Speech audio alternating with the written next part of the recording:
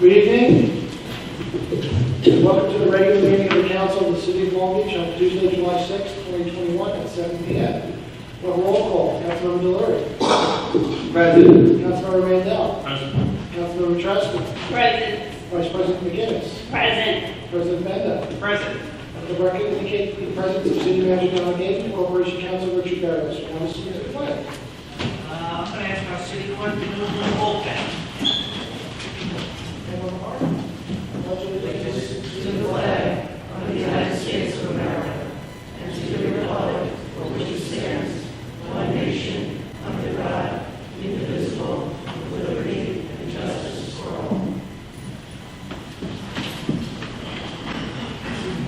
All right, good evening, everyone. Hope everyone had a good 4th of July. And why don't we get started with the city manager's report? Good evening, everyone. My first presentation will be from Commissioner Rizio. And before we start on that, just for the folks viewing at home, the two PowerPoint presentations that are up for tonight are on the city council page on the website, LongBeachCOA.com/council meetings under the agenda. Starting the stream, folks.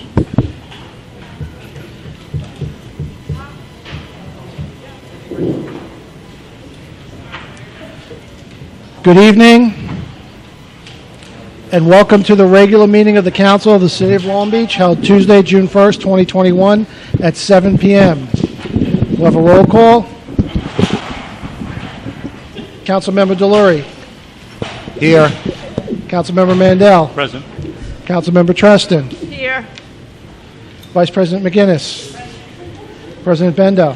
Present. Let the record indicate the presence of City Manager Donna Gaden and Deputy Corporation Counsel Richard Barrios. We'll now have a salute to the flag. Councilwoman McGinnis, would you please lead us? I pledge allegiance to the flag of the United States of America and to the republic for which it stands, one nation, under God, indivisible, with liberty and justice for all. All right, welcome everyone. This has been a long time coming, so just a quick show of hands. How many people had to use Google Maps to remember how to get here? So it's good to be back live and seeing everybody in person again instead of through screens or just your names on a screen. And so let's get the show on the road. So why don't we start with the city manager's report? Good evening, everyone, and welcome back. I have two announcements before we get into my report. I want to say thank you to the entire fire department. Last week we had two major fires, and they worked well together. They got the job done, and unfortunately the two fires were on the exact same day. And so I want to make sure that we acknowledge every single firefighter, whether they are paid or volunteer. They did an excellent job.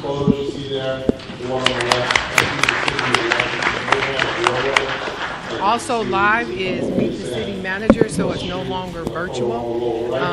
I call it my office. I usually sit outside when it's really nice on the bench outside. But from 2 to 4 every Tuesday, you can make an appointment to come in and sit down and talk. Make the appointment with my executive assistant upstairs, Gina, and we can talk about anything or you ask questions. I always say knowledge is power. So when you have questions, it's better to ask where you're going to get the correct information than to hear from someone else which the information may not be correct. So on that, my first person is going to report is Commissioner Walsh. Completed. The Zoom walkovers, $5 million. That's the picture on the upper right. Just completed heat structures, 8 comfort stations, and Lifeguard headquarters. That's the Lifeguard headquarters being lifted over the boardwalk on the lower right. First thing is there on the lower left. That's one of the comfort stations that was built. That project was through reimbursed $9.4 million. And of course, we have all boardwalk. Microsoft Business Intelligence software, and that is going to be tied. Now we have the governor's office of storm recovery. In June 2013, Goshen was created under the umbrella of Authorizing. The city was awarded approximately $20,547,501 under the Authorizing Community Reconstruction Program. Actually, we were awarded $25 million for approximately $4.5 million worth of Long Beach Housing Authority. Under the program, the city was required to develop a community reconstruction planning committee. The CRP committee was tasked with identifying projects that would increase the city's resilience to future storm events. You get a chance to have. The Long Beach CRP committee was made up of local residents. We have a meeting coming up next week. There were 15 members that hosted at least 4 committee meetings and 3 public meetings. Next slide, please. Commissioners Council. City The host manager. projects were derived from community reconstruction plans. There was 3 projects. One was the North Shore Bulkhead We're project. the group that. 2 was the Office of Emergency Management. And the 3rd was the Drainage Improvements Project. The first project, which is the North Shore Bulkhead project, was completed in June 2021 successfully. There was the budget of $12,224,000. The second project that was successfully completed was the Office of Emergency Management, which was $1,794,000.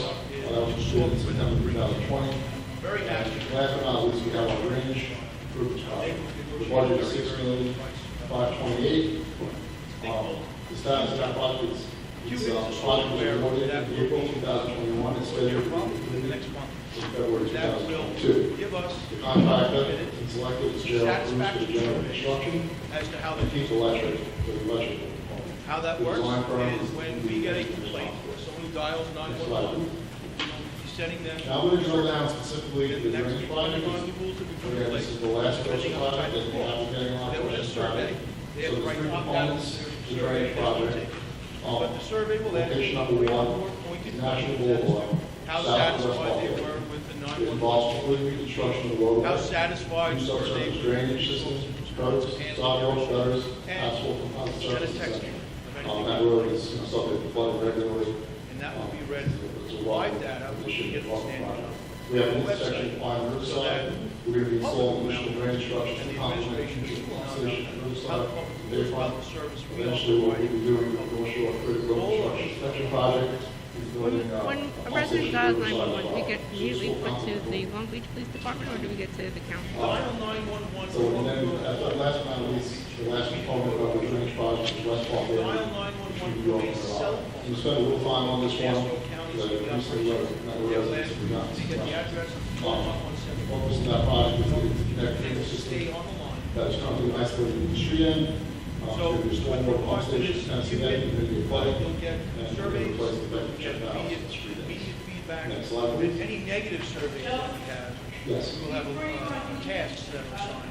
If any of the comments or any of our surveys go negative, What's the that? administration will follow up and find out. Yeah, I'm gonna get into that a little further down when we get into a lot of the questions. We'll get into that. Right now, we're going to the scope of what that. So what's important about the software is that it can be rolled out to other departments.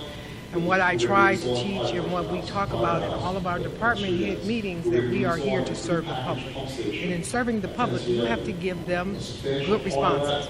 You have to hear what they say and make sure that we respond accordingly. Whether the response is a good response, no, we can't do that response, or we'll see if we can check into that response. But you have to give them a response. So this software can roll out to other departments. Thank you. Next, we have Monique Powell from Community Development. Backup generator is going to be on the roof at Indiana Firehouse, so it will not be on the street. It's going to be trench paper restoration. Good evening. First off is the CDBG. So to talk about the Community Development Block Grant is to keep the mission that the city manager has expressed as far as access all. And the only way that we are able to really communicate that is to be transparent on what CDBG is. That's to go over what is the eligibility area.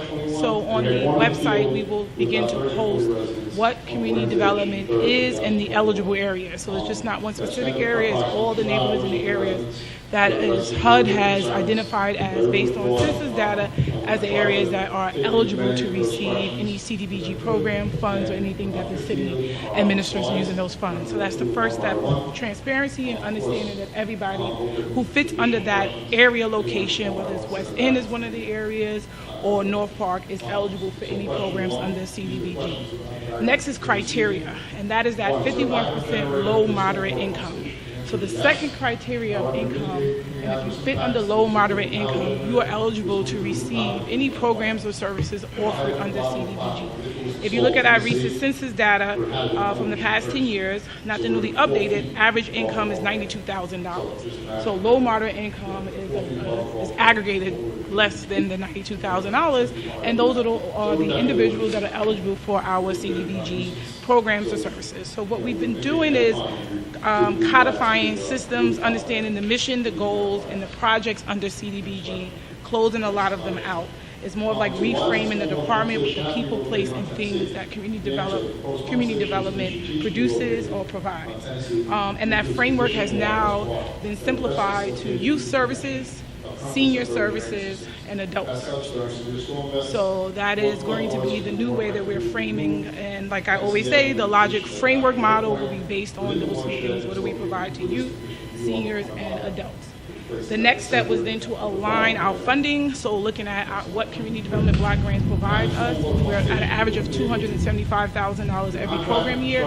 We're in the middle of the 46th year, leading to the 47th year. So completing these projects for 4 years, spending every dime to a zero, keeping the money in-house, aligning it to the new framework that we just said, because the city is providing services, not outsourcing. It is up to the city to provide community development. That's why it's federal dollars on the HUD, and that's why we're giving that. So to understand what that looks like, to tie into transparency with that, of who's getting it, how we're administering it, well, I think, as Donna always said, clears up. Accountability is that after every fund that's spent, it has to be towards those criteria that I said earlier. Also, there is something called a CAPER report that the city has to fill out. That means the city is accountable for every dollar spent.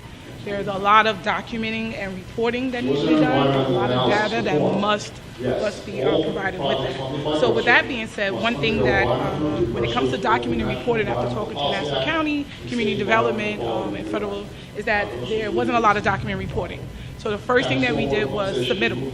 So Submittable is a grant incoming database software that we will be using. There has been a lot of conversations about organizations applying.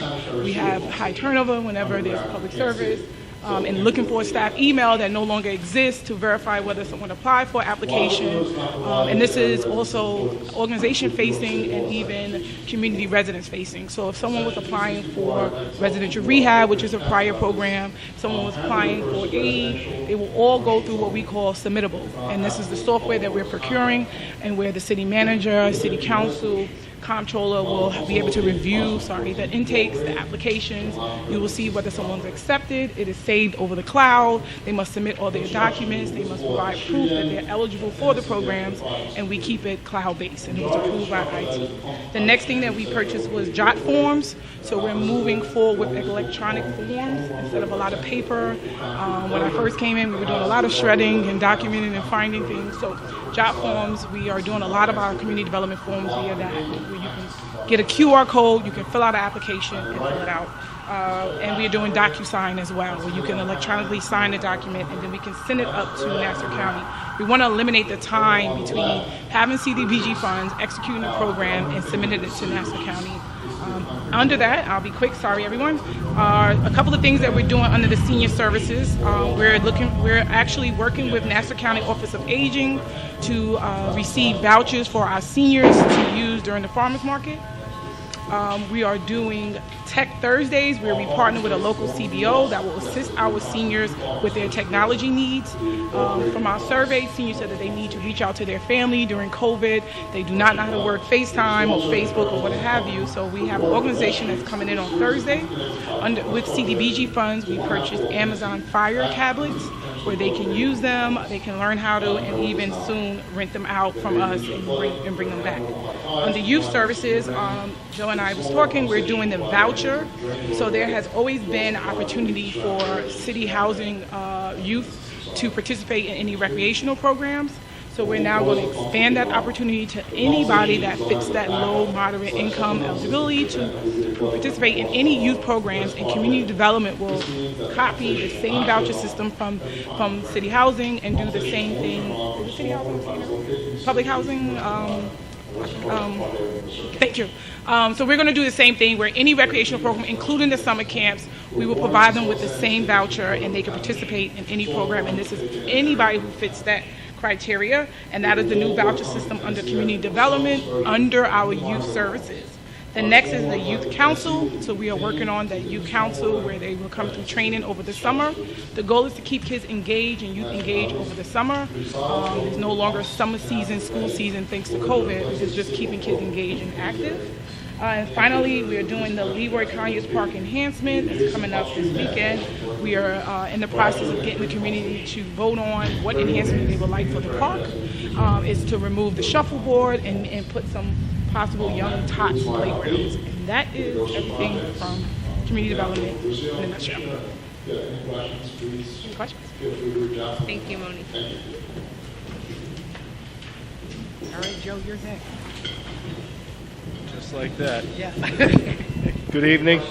I'll try to be as brief as I can. Announce yourself, because I did. What's that? I said announce yourself. Oh, I'm sorry. Joe Brand, Commissioner of Parks and Recreation. The weekend festivities got off to kind of a very hesitant start thanks to the wonderful weather that we had. But we did officially kick off the City of Long Beach for summer business on Sunday morning with our 10-mile race. Donna came down and kicked off the festivities. The race was won in a very wet and cold conditions by a former Long Beach High School hockey player, a gentleman by the name of Jack Mulvaney. So it was a nice feather in the hockey program's cap to finally have somebody who enjoys running for enjoyment and not when they're being chased by the cops. So it was good. Yesterday we were blessed with some beautiful weather for the ceremony at the VFW. Very well attended. In lieu of the parade, it was a really nice event. Obviously celebrating those who have paid the ultimate sacrifice. Getting to the beach pass sales are brisk. We launched the electronic beach pass option. It's having, decent results for a first year of launching it. Councilman Delory and I had multiple conversations with how we felt it was going to be received and how utilized it was going to be, particularly for residents and season pass sales, proving the old adage that old habits are hard to break. People still enjoy standing online when they to buy their beach passes, and luckily we've been staffed at both locations with plenty of people there, so we haven't encountered the 3 and 4 hour lines that have plagued us in years past. So I have to give kudos to my staff because they've been working very diligently with the pass sales and with all of the background work that has to take place with uploads from the electronic ones. I get a frantic phone call at 10:30 at night from some of my supervisors, and they can't get through to this or can't get through to that, but they should be commended for that. They put a lot of work into this, and I think the bread and butter with that electronic pass sales, particularly for the first year, is going to be in the daily passes. It's a much simpler app to upload and purchase, not to upload, download the app and just purchase the pass. There's no uploading it and minimal information. It's basically your cell phone number. The Recreation Center and the Junior Lifeguards have partnered to offer student-specific pool time for the kids prepping for the upcoming Junior Lifeguard test. Student swims programs ended last Friday. They'll be in the pool tomorrow, and they have all of the hours that were normally allocated to student swim that has been designed to get these kids prepped and ready for their program. I'm sorry. That's on a first-come, first-served basis. Yeah, what we did is we blocked out 2 separate groups. One is for 10, 11, and 12-year-olds. There's an hour for them, 2 half-hour shifts. We could put more kids in the pool than we were able to put in all winter long. It's going to be, the junior lifeguards are going to schedule it. We'll staff it. The students are going to provide a lifeguard for it. So it was a collaborative effort on everybody's behalf to kind of get this thing. And then the 13 and older kids will come in the hour afterward. But there's 2 hours Wednesday, Thursday, Friday, and Saturday, and then the retraining courses are this weekend. The following week, we have a full week without the holiday, that the same schedule will be available to them. So they should get some good pool time. In terms of events and beach activities, we're still guided by COVID and guidelines. To that end, during the week ending May 28th, there were a total of 4 new confirmed positive test results in Long Beach. Nassau County's positivity rate is 0.5%, the best numbers that we've seen since the pandemic began, and more than 60% of Nassau residents have received their first dose of a vaccine. This is all very, very helpful information and encouraging information as far as my department's concerned with planning. We sat for the better part of 2 hours today, just kind of going over, all right, where are we in terms of what's up for the next month and what's up, this week, and what we're going to be able to pull off and what we're not going to be able to pull off. Happy to report that Long Beach's most popular adult recreation activity, the League Beach Volleyball, is taking place as we speak. Not without its own fair share of glitches, which is probably going to be the overriding story to this summer. When we originally picked the location for the volleyball area, and by we I mean myself and Chief Gillespie, we try to find an area that can house a large group of people. Anybody that's familiar with the league knows on some of these they get tremendous amounts of players there. Where there's parking, where there's enough usable space on the beach, where we're not going to interfere with the fewest amount of people. Add all these things up, and we came up with the area by the parking pad at Laurelton Boulevard, and we were going to use Laurelton, Magnolia, and National, and then if we had to string temporary nets on big nights, we could go a little further east than there. We had some pushback from neighbors in the Lafayette-Laurelton area when we went down to examine the footprint after the emergency lanes put in and started to look around. We're not necessarily in disagreement with some of the complaints that are there. Part of the contract that Mr. Berrios and I put together with the leagues leaves a lot of language that allows for us, at the discretion of the Parks Department, the Long Beach Lifeguard Patrol, and the Police Department, to move things around as we see fit. Part of the reason for moving it a little further west, Scoot and Surf was moving one beach west from their normal location. Lifeguard headquarters is at Riverside Boulevard now.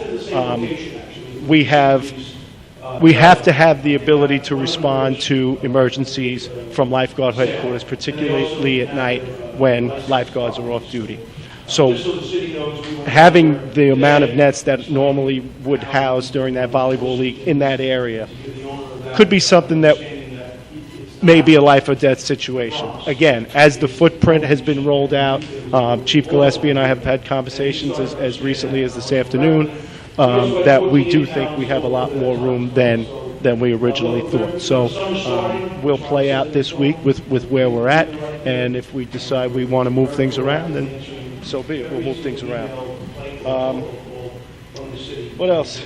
There are, like I said, Monique brought up the camps before. The camps are a collaborative effort now between Rec and Youth and Family Services. We're not looking to duplicate services. We're not looking to compete for customers. We're trying to design camp offerings that meet the needs of people who are just looking for a place to dump their kid a few hours a day, people who rely on it for childcare. And in addition to that, can we provide something that goes even above and beyond that 9 to 5 child care, because there are a number of people who have to have their children taken care of before 9 a.m. or after 5 p.m. So we're trying to meet all those needs.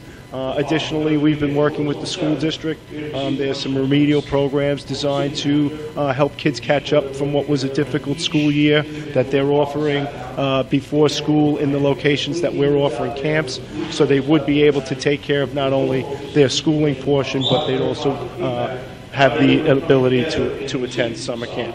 The July 4th race is going to happen. The summer concerts are going to happen. They'll begin on July 7th. It'll be 9 shows Wednesday nights, and they will go back to a rotating schedule of East, West, and Central Park. How will you hear about it? Kerry told me if I don't explain this tonight, she'll never talk to me again. But the city recently implemented the use of a new email communication system as a way to inform our residents of upcoming community events and pertinent city news. So keep an eye out for a digital event newsletter in your inbox. And for everybody's knowledge, this is different from the Everbridge community notification system, which is reserved for emergency communications and important information such as hydrant flushing or a water main break. And lastly, I just wanted to make people aware that this Thursday, the 3rd, Mount Sinai South Nassau's Vaxmobile will be at the MLK Center from 12 to 6. To schedule an appointment for a Pfizer vaccination, please call 516-812-3678. Second doses will be scheduled after the first dose on Thursday, and Johnson & Johnson is also available upon request. Any questions? Yes.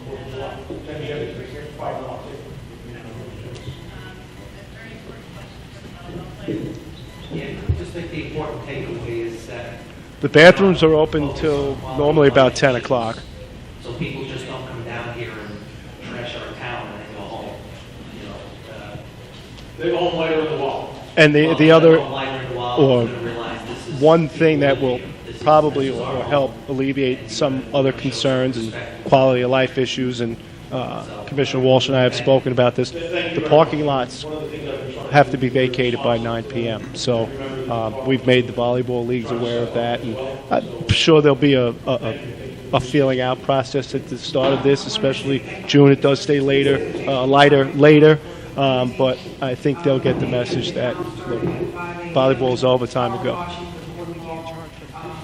Yes, and we can't charge for the parking lots. Yes, first thing I thought of. Sorry.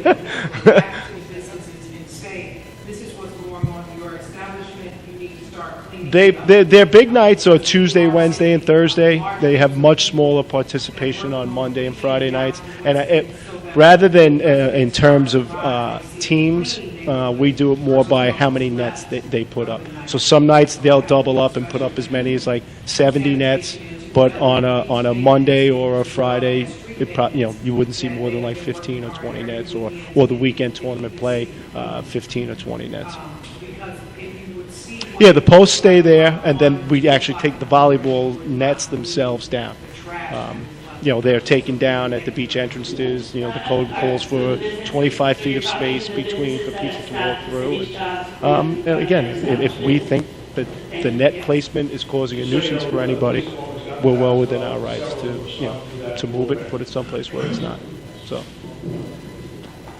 Okay, the next presenter is Ina, President Comptroller.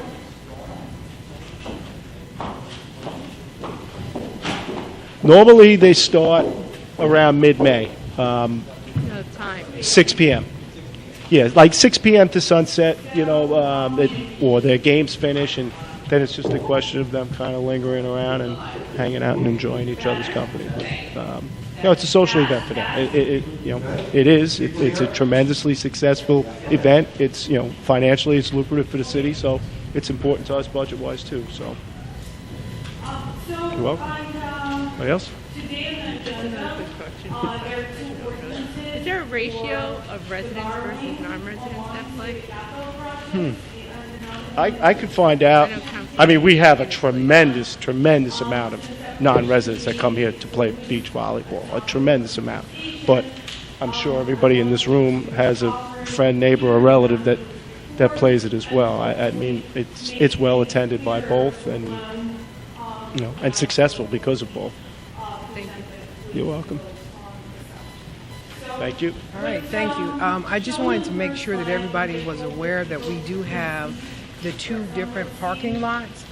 Those parking lots are privately owned, therefore we cannot charge, and the families do not want us to charge because they do not want the liability. And so several people have contacted the office and say, why don't you start charging for the parking lots, and especially since we got the other parking lot this year on Lafayette. We cannot charge, and if the family finds out we're charging, they will yank both parking lots from us. So I just wanted to make sure that's clear. The last person that's speaking is Mr. Thomas Canner, Director of Operations and Public Works. Good evening, everyone. I'll just touch on the bathroom thing real quick. You know, there's 10 bathrooms, 2 on the beach and 8 on the boardwalk. They open at 7 a.m. and they close at 10 p.m. except for if there's an issue where there's an event. You know, one of the ladies out of working, they'll call one of the supervisors and we'll leave it open should if need be. The other thing we're doing on the beach is you asked about the mats, Liz. We'll put one at Delaware tomorrow. We actually forgot that one. I apologize. We have them at New York Avenue. We have one at Lafayette Boulevard. We have one at Long Beach Road, Neptune Boulevard, and Pacific Boulevard. Those are the I'm locations. just going to jump on that because I've heard. I do not live on Delaware. This mat is not for me. Thank you. No, it's for a family that has, I believe there are three kids. Multiple children. Yeah, multiple children that need the mat, so we'll do that, no problem. One of the things we're doing is we're rebuilding new lifeguard chairs. We're going to build them out of wood. I think there's 24 of them. We're going to cut them down. The ones that we have obviously are outdated, they're rusted.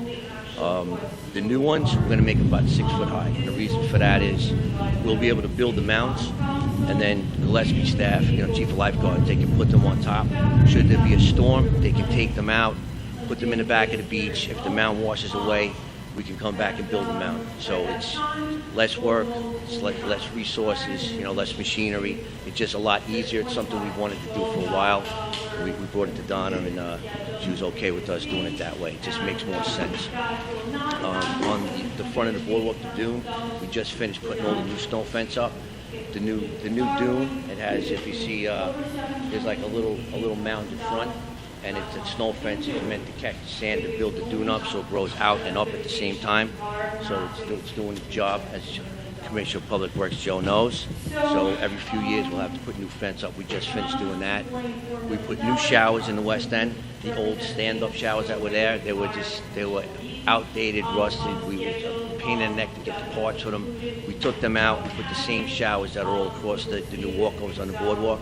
And we will be building decks. So when people are showering, they'll be standing on the deck, not in the sand. We should have that done in a couple of weeks. What else we got? At Veterans Park, over in the Recreation Center, we just refurbished the whole bathroom over there. The guys did a great job. They painted it, they power washed all the woodwork, stained it. We did a new ADA door with the closer there. We put all new hi-hats in. It looks beautiful. Unfortunately, we can't open it for another week because the only part we're not in control of is the partitions. We ordered them. They'll be here sometime next week. So when that's done, we'll be able to open that up. We did all the new backstops on the field. We put new fountains in. New fountains. They have filters in them, and they have a bottle filter. So it's not the old school type of fountain where people are actually drinking at it. It's a good idea with COVID. The walking path, the blacktop walking path, we'll be working with the Highway Superintendent Greg Scott. I think right after the 4th of July, so we'll be putting a whole new walking path. We'll pull that one up. It was cheaper to have a company come in and pull it up and put new down than for us to try to patch it in. So in the chair, it'll probably take about 2 weeks to do that. And Joe will tell you about the pool and everything else. Yes, we went through the whole city. We did Park Avenue, the West End, the East End, all the beach approaches, cleaned everything up, weeded out all the gardens, anything that was dead, pulled it out, mulched it. We'll be finishing the West End tree pits. We did the West End turnaround. The welcome to Long Beach signs, and the sign out here for the food market. We have a company that's going to come in and they're going to refurbish the whole sign for us. When we get it, we'll put them back up because they're outdated, they're beat up, they're falling apart, they're all plywood. The signs we're getting now, it's a composite material, so it should last twice as long and it's half the price of the old. What's that? Oh, Donna loves weeds. She told us water them and let them grow. So yeah, we pulled all the weeds out in every spot. Donna has a very green thumb. Oh, I know. She was out there pulling weeds with us. So that means I got to get out there and do something. It's where you see the cars parked on the angle. There are weeds growing. All those weeds in the next month will be removed. where you see dead bushes, where you see cars parked, those dead bushes have to be removed. I want people that work for the city and people that live in the city to be proud of the city, which means that we got to keep the city clean. So once we get it to the point we want it, then it will be much easier to maintain. I want people to be able to park their car and not see a weed about this tall in front of their car. I want them to just be able to park their car and say, look how clean this is. So I've been walking with the staff throughout the entire city, looking at where we need to clean, what we need to do, what we need to paint, what we need to replace. And then we go to Joe and say, okay, now find us some money in capital projects that we can get this done. Yeah, we're in the process, and like Donna said, there's a few dead trees on Broadway. We'll be pulling all those out, mulch in the area, and then this year we'll be returning to planting flowers. Well, it's a little late now. We'll do what we can, but in the fall we planted the kale. You know, it's the green and the purple. It's beautiful. So we'll have money in the budget for next season to plant flowers for the spring, and then we'll do this fall. We'll do the kale. So it's a nice look. And it keeps all the trash and everything that gets stuck in there. It's nice. It looks real good. And we'll be painting the Martin Luther King Center. We temporarily patched the roof over there. We have a contractor that gave us a price. We'll have to try to find the funds to repair that. But in the meantime, we had a contractor come and temporarily repair the leak in the roof, replace all the ceiling tiles, and we should have the paint this week. And we're going to paint the whole outside of the place. And then the highway department did a great job. The concrete was a little sketchy over there. They pulled everything up, put it all down. It looks beautiful over there. So I think, and then that's it, right? And just, I'd like to just thank, for those of you that have come into City Hall this evening, you may have noticed that how clean it is, and the new paintings of former politicians and mayors in the hallway where they should be, so everyone can see it. And I'd like to thank you for your staff and time. Well, thank you. They do a good job. They try. So, yes, sir.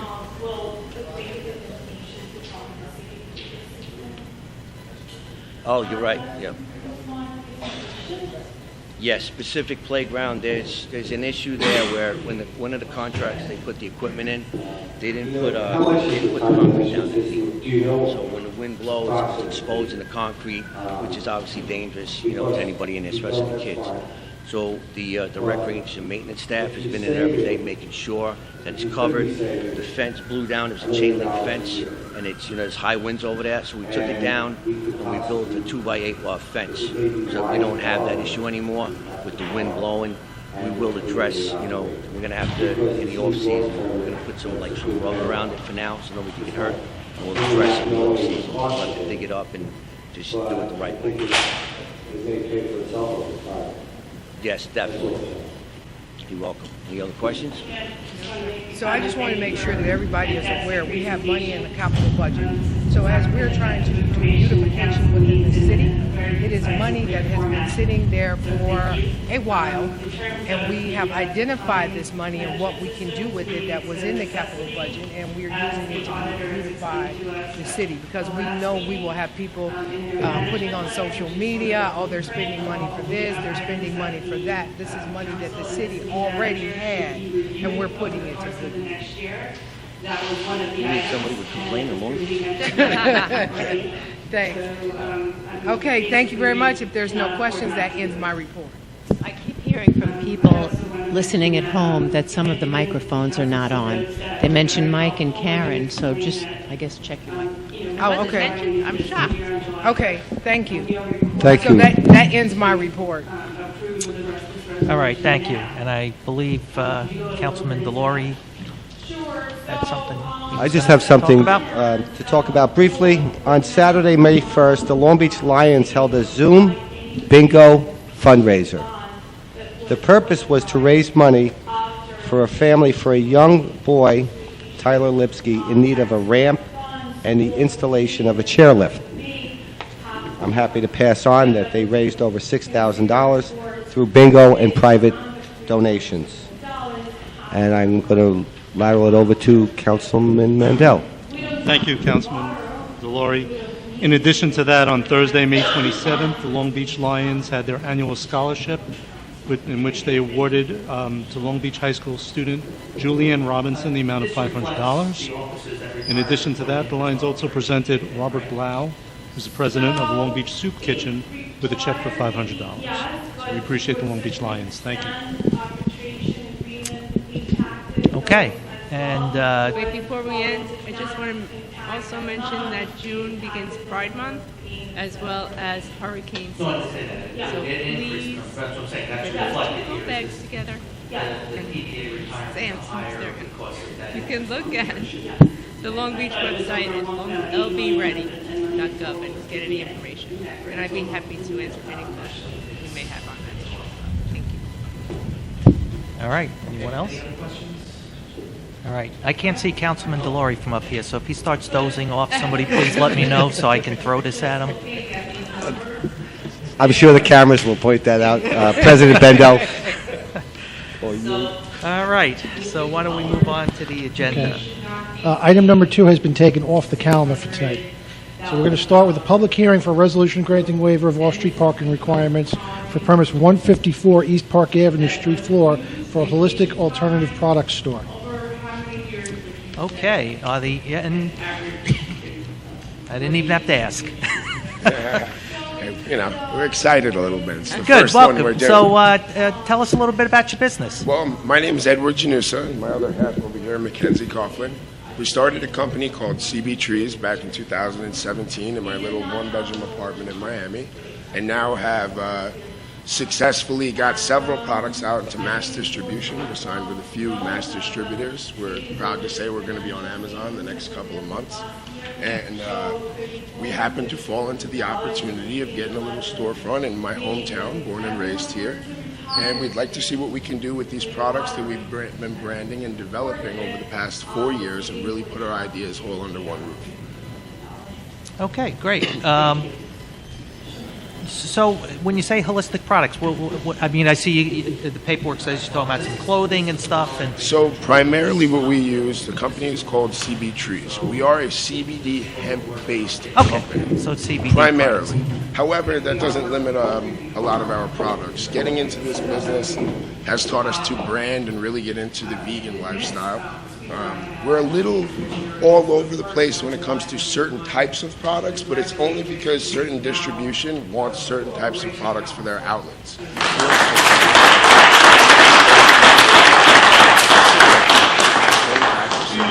It's 100% nicotine and tobacco-free. The blend of hemp that we've sourced, Mackenzie and myself have toured farms over the past 3 years. The blend that we have, with a little bit more money and research behind it, we're showing to actually successfully fill the dopamine release that nicotine and tobacco gives you and releases in your body, thus pulling people off of it on a chemical level and giving them a better alternative product, all the way to our vegan spice line, which in the next 2 months, hopefully you'll see in all the King Cullens over here. Cross our fingers and we'll be out there. So from that to creams and balms and anything in between, it really turned into what we can brand with the sources we've had. And now we'd like to take it and put it all under our own roof and have all of our own products under our own brand, rather than just here and there and distribution lines we've built up for other products out there. Okay, and just for the edification of the people listening, this is the old hair tanning salon. It's a few doors east of Stevens Pasta on Park Avenue. So just so you know where we're talking Apparently about. there used to be a little vape store in there, Yeah. I was told. I was in Florida at that time and Oregon for a little while as well.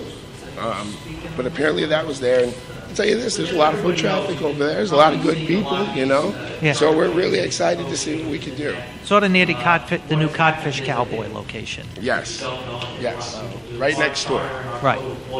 So You'll see, we'll have that front window glowing soon, 100%. We don't play when it comes to that. We like to be loud and proud. Not too loud. Not too loud, not too loud, but you know what I mean. You know what I mean. Appropriately proud. All right, so I'm just looking at the paper. So you're going to be 6 days a week, Monday to Saturday? Yes. Okay. Yes. And Sundays, it looks like Sundays 8 are hours for a day. pasta. Yeah, there you go. And you don't expect, looks like you're not expecting much in the way of deliveries? Nope. We supply everything that we do, so deliveries are not a problem at all. I don't really have much to set up when it comes to the actual space itself. I don't think we should take up much room. I think it's just going to be very sharp, clean, and efficient. Will you still be selling products on a website?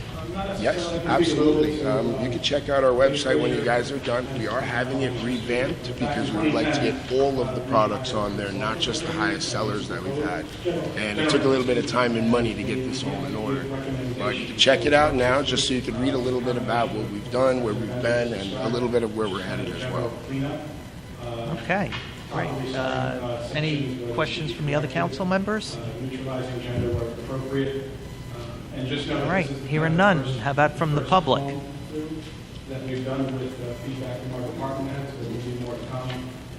You got. Please come up to the microphone and give your name, please. Mr. Jepper. You have to state. Can you please come up to the mic and give your name, please? Mr. Jepper. Can you come up to the mic, and please? State your name, please, public. Hi, my hearing. name is William Depper, and I was asking him, does he have like crystals? Because most of the people I know, they're into like the crystals and like different sounds. So is he going to have like last week. cassettes and stuff like that? So, you mean it more like knick-knack crystals with the crystallized crystals itself? It's a great idea to put on the shelf. I didn't plan on it. All right. Else, I'm more than open to talking about it. We have a lot of knowledge in it. If anyone has any questions at all, please feel free to ask. All right, any more questions from the public? All right, seeing none, let's close the hearing, and why don't we move that item now so he doesn't have to wait for the results? Okay, so we're going to vote on the calendar item, which is item number 3, which is a resolution granting waiver of off-street parking requirements for premise 154 East Park Avenue, street floor for a holistic alternative product store. Who will introduce and move the adoption of this item? I will. Second? I will. Voting, Councilmember Delury. Yes. Councilmember Mandel. Yes. Councilmember Treston. Yes. Vice President McGinnis. Yes. President Bendo. Yes, and welcome and good luck.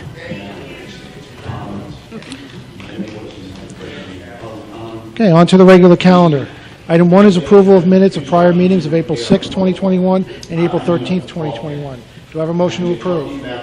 I just have one question before we do that quick. The 13th meeting was a special meeting, but the opening sentence of the minutes say a regular meeting of the city council. I can make that correct. Is that okay? Okay. What's that? Move So I'll move to approve the minutes. Second? I will. Voting, Councilmember Delury. Yes. Councilmember Mandel. Yes. Councilmember Treston. Yes. Vice President McGinnis. Yes. President Bendo. Yes. Item 2 has been taken off the calendar. Item 3 has already been voted on. Item 4 is a resolution authorizing the city manager to enter into agreement for the furnishing, removal, and installation of a new PVC pool liner for the Long Beach indoor pool from the lowest responsible bidder. Okay, I'm assuming that's our Public Works Commissioner. Yeah, good evening. I'm Joe Fabrizio. I'm the Commissioner of Public Works.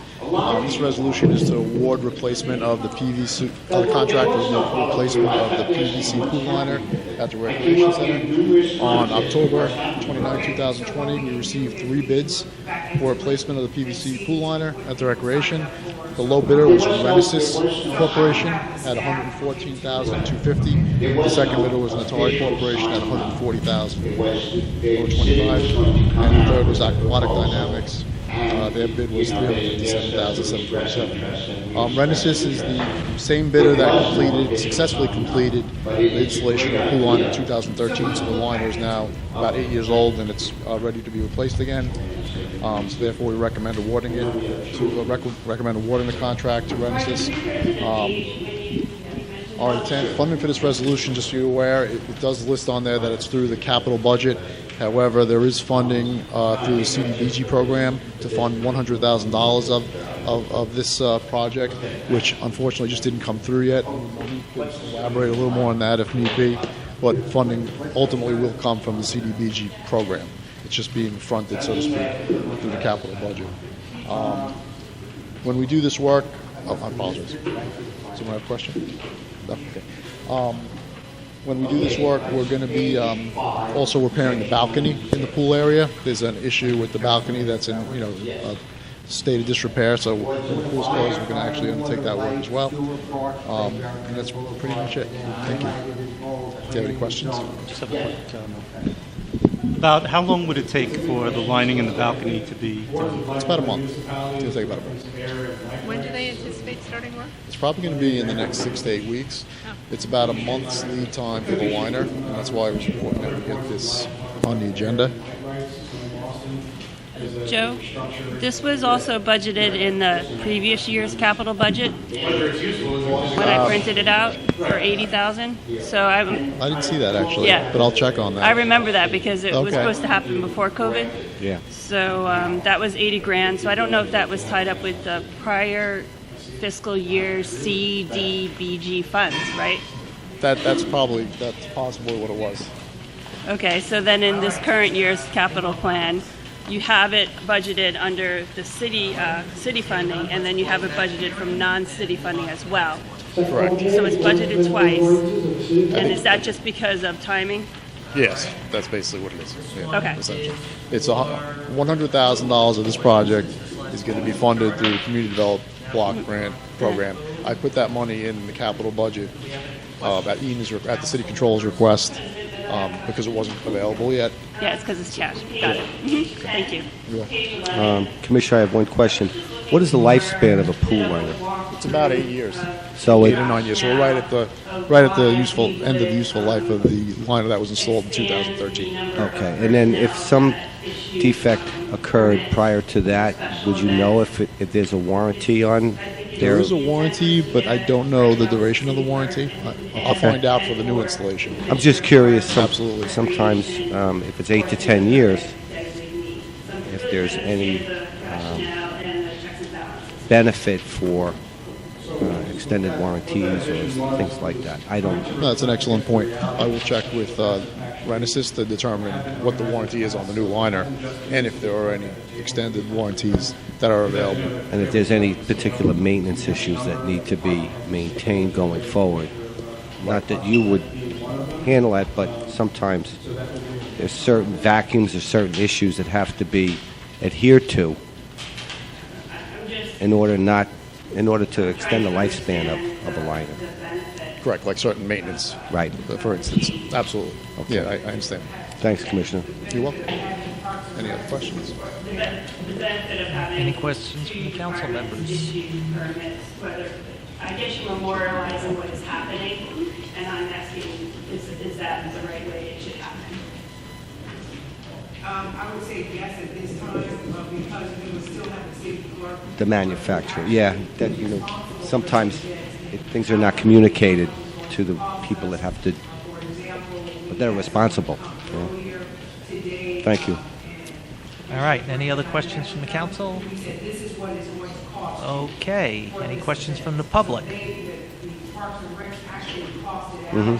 They know the history, and then they're the best and actually working with Lena, but they're the best. Hi, guys. Hi. Lester. Now we get to see you in person. I should be charging, right? Mike, I'm glad you asked the question because I went through this with the state when we replaced East Bathhouse Pool with the liner. And I remember before we replaced the liner, we had tile. And as you made the flip turn, of course, you cut your foot every time. But what was our warranty on this liner? When we put it in not that long ago, and if you look up liners, pool liners, it's average a 25-year warranty. It's a limited warranty, but it's, we're talking 25 years. So you look at what's, an average pool liner last without anything, it's 10 to 15 years. So I'm kind of surprised at an 8-year lifespan, and I'm kind of surprised what we had as a warranty. The recognition that these events and this labor. Keep in mind, I did not have any consultation with Mr. Lester. I think I've learned how to think what he will ask. About time, Mike. It's about time. It's about time. I'm sorry to interrupt. Do you have any other questions, Mr. Lester? No, it's just the warranty. It wasn't that long ago. Let me tell you, though, when it was put in 8 years ago, what a godsend. It was just wonderful. But I'm just surprised, and I'm kind of curious because, if it's a manufacturing defect, then the warranty doesn't really apply, and we can...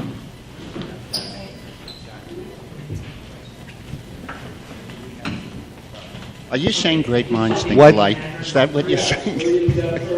No comment. That was my concern, is how and what should we be doing to generate the long-term benefits of a pool liner? Because I certainly don't know that. I don't know if there's any experts here that do, but to have a consultation with the manufacturer to train those people that maintain it. Do we know what the warranty is on the new one? I do not. No, I'm asked about the old one. What was the warranty on both of them? Right. Yeah. Yes. Okay. Thanks a lot.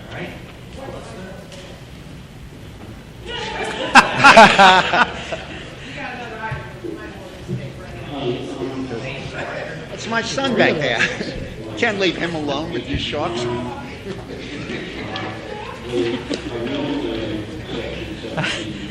All right, any more questions from the public? Okay, let's move on to the item 5. Item 5 is a resolution authorizing the city manager to amend the agreement for rehabilitation of the Long Beach Bus Garage and Commuter parking facility. Yes, this is a change order for Carl Walker Construction for the City/Long Island Railroad parking garage in the amount of $16,858.14.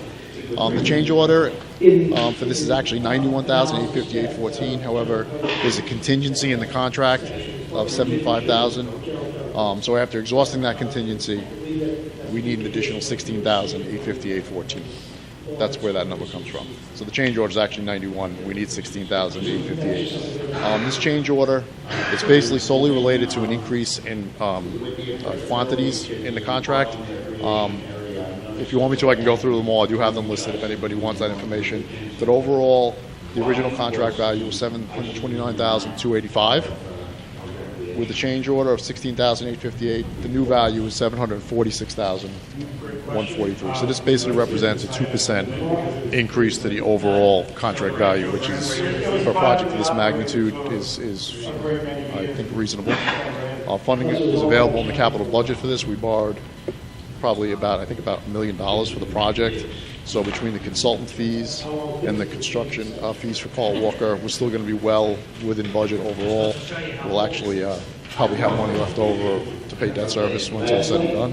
That's pretty much it. I do have a detailed breakdown. If you want, I can go through it of what each what the change order is specifically, like each item in the contract. If you want me to go through it, or if the public wants. Will the change order add time to the project? It will not. We're still on schedule to finish by roughly July 1st. It's going to be open again. There's one item, it's called shear connections. Basically, where the two slabs connect, there's a shear connector. And approximately, they estimated 230. It estimated being 372 that had to be, they don't replace them. What they do is they actually put like an angle underneath that connect the two slabs together instead of repairing the actual shear connector. So those slabs are, those connectors, they can do them after the facility is open. So they're still on schedule to open July 1st. But these extra connectors that they need to put in, which is part of the change order, are on back order, and they'll just scratching the surface. 4 to 6 weeks in August. But again, they can do that when the facility is open from underneath. So they should, to answer your question, it's not a delay in the schedule. now that the COVID restrictions are being lifted and more people are probably going to be going back to work, I'm expecting more people are going to be looking on. Will there be any opportunity to maybe like partially open like the ground level on the backside or anything, or do they still need that for work? I think they're looking for a complete reopening. We're just about done with the majority of the work. The last thing we're going to see is a complete coating. They're resealing all the joints up there, so they're going to put a whole new, it's like a polymer coating with new striping, so there'll be no more leaks underneath the raining. That's a nice change. And they're on schedule, by July 1, we should be in good shape. It'll be opened up again. All right. Any questions from council members? All right, Roy. I see Roy's grabbing the pew, so he's. Thank you. You're not deserting them. It kind of reminds me of the Indiana firehouse, where they go in and they say, oh, well, we didn't know about this, we didn't know about that. And I know we put a contingency aside, and was it 10% we put aside? Yeah. Pages 11 and 12. So a little bit more than 10%. Section 20-15. Yeah, and it's eaten up already. So if we have anything else, it's more than eaten up. Promise? Okay. I'm just wondering if we can get on our bidding a little bit tighter on the specifications so that people don't come back to us every time and say, oh, well, we didn't know about this, we didn't know about that. Well, listen, when I take a case and if I say it's going to be this much money and I don't know about it, shame on me. And I'm just trying to, if we could tighten it up in some way, and I guess, Joe, that would, if there's anything you could do, because it seems to happen a lot. The other thing is, it looks like we're also requesting on page 12, on the 20-17, item A, 10 sets of joints for vehicles. Now, I'm on the building board, and I correctly don't say why we would want people to put it. It was really muscle, right? You brought some muscle in? Everybody that comes to the board already is paying fees. No, I'm just, I see the consistency, and I'm trying to avoid it. It just becomes, Joe, can you come up to the mic because the people listening online can't hear? Yeah, in this situation, again, the shear connectors that hold the slabs together, until you remove the caulking in between the joints, you can't see them. Even though a lot of it was already gone from years and years of decay. So there is a lot of unknowns to this project. I'm trying to, if you're good enough, you'll know the unknowns. Joe, You'll look at it carefully. excuse me, Commissioner Fabrizio, when you do construction projects, what's the average percentage that you are supposed to add to a contract for change orders?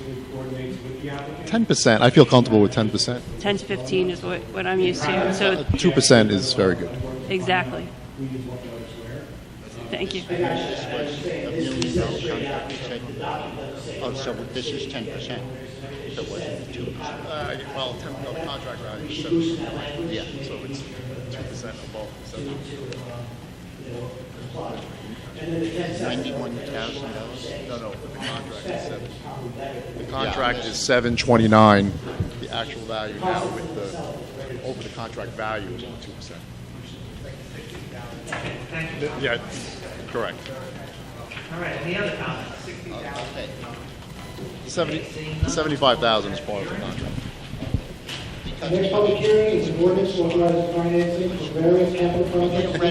Theoretically, when you get the contract, you don't see $10,752. Appropriate $7,000 aside. But if you say, I'm going to the store and I'm buying a loaf of bread for $1, you don't say, here's $1.10. You give them $1. We contracted out for $729. Yeah, and then we put another $75,000 aside. No, 16. So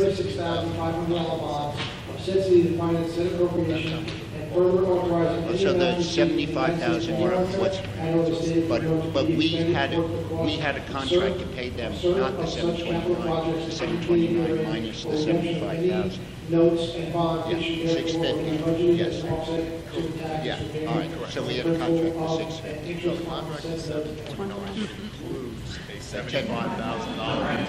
So we automatically put it All right, so basically, this is the good borrowing, this is for the capital projects. And, so we talked about the capital plan ad nauseam, and multiple meetings, this is just now to pay for the capital plan.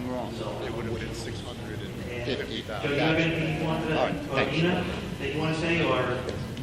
Joe, just one quick question. Since, there is periodic maintenance that's required and upkeep on the garage, and the parking fees are what is supposed to fund it, should we be putting some of those fees in a lockbox to let it build up each year, so when we do have to do work on the garage, there is a kind of a fund in place? Absolutely. That's absolutely. Maintenance is critical. One of the problems that, this facility was built probably in the late 90s. Right. And, we have done minimal maintenance over the last 25 years at the facility. And going forward, as long as we do routine maintenance, we won't have to spend this kind of money. Yeah. Like some of the basic things that we noticed when we were up there, every single drain, was clogged. Is that something? So that's something where, I've talked internally, we're going to make sure we have a conscious effort to do that periodically. Yeah, and anybody who parks in there was aware of the condition. Yeah, but even plowing, we should use rubber plows instead of plows with a steel. All right, so maybe that's something to discuss with Ina. So there are a lot of things we could do.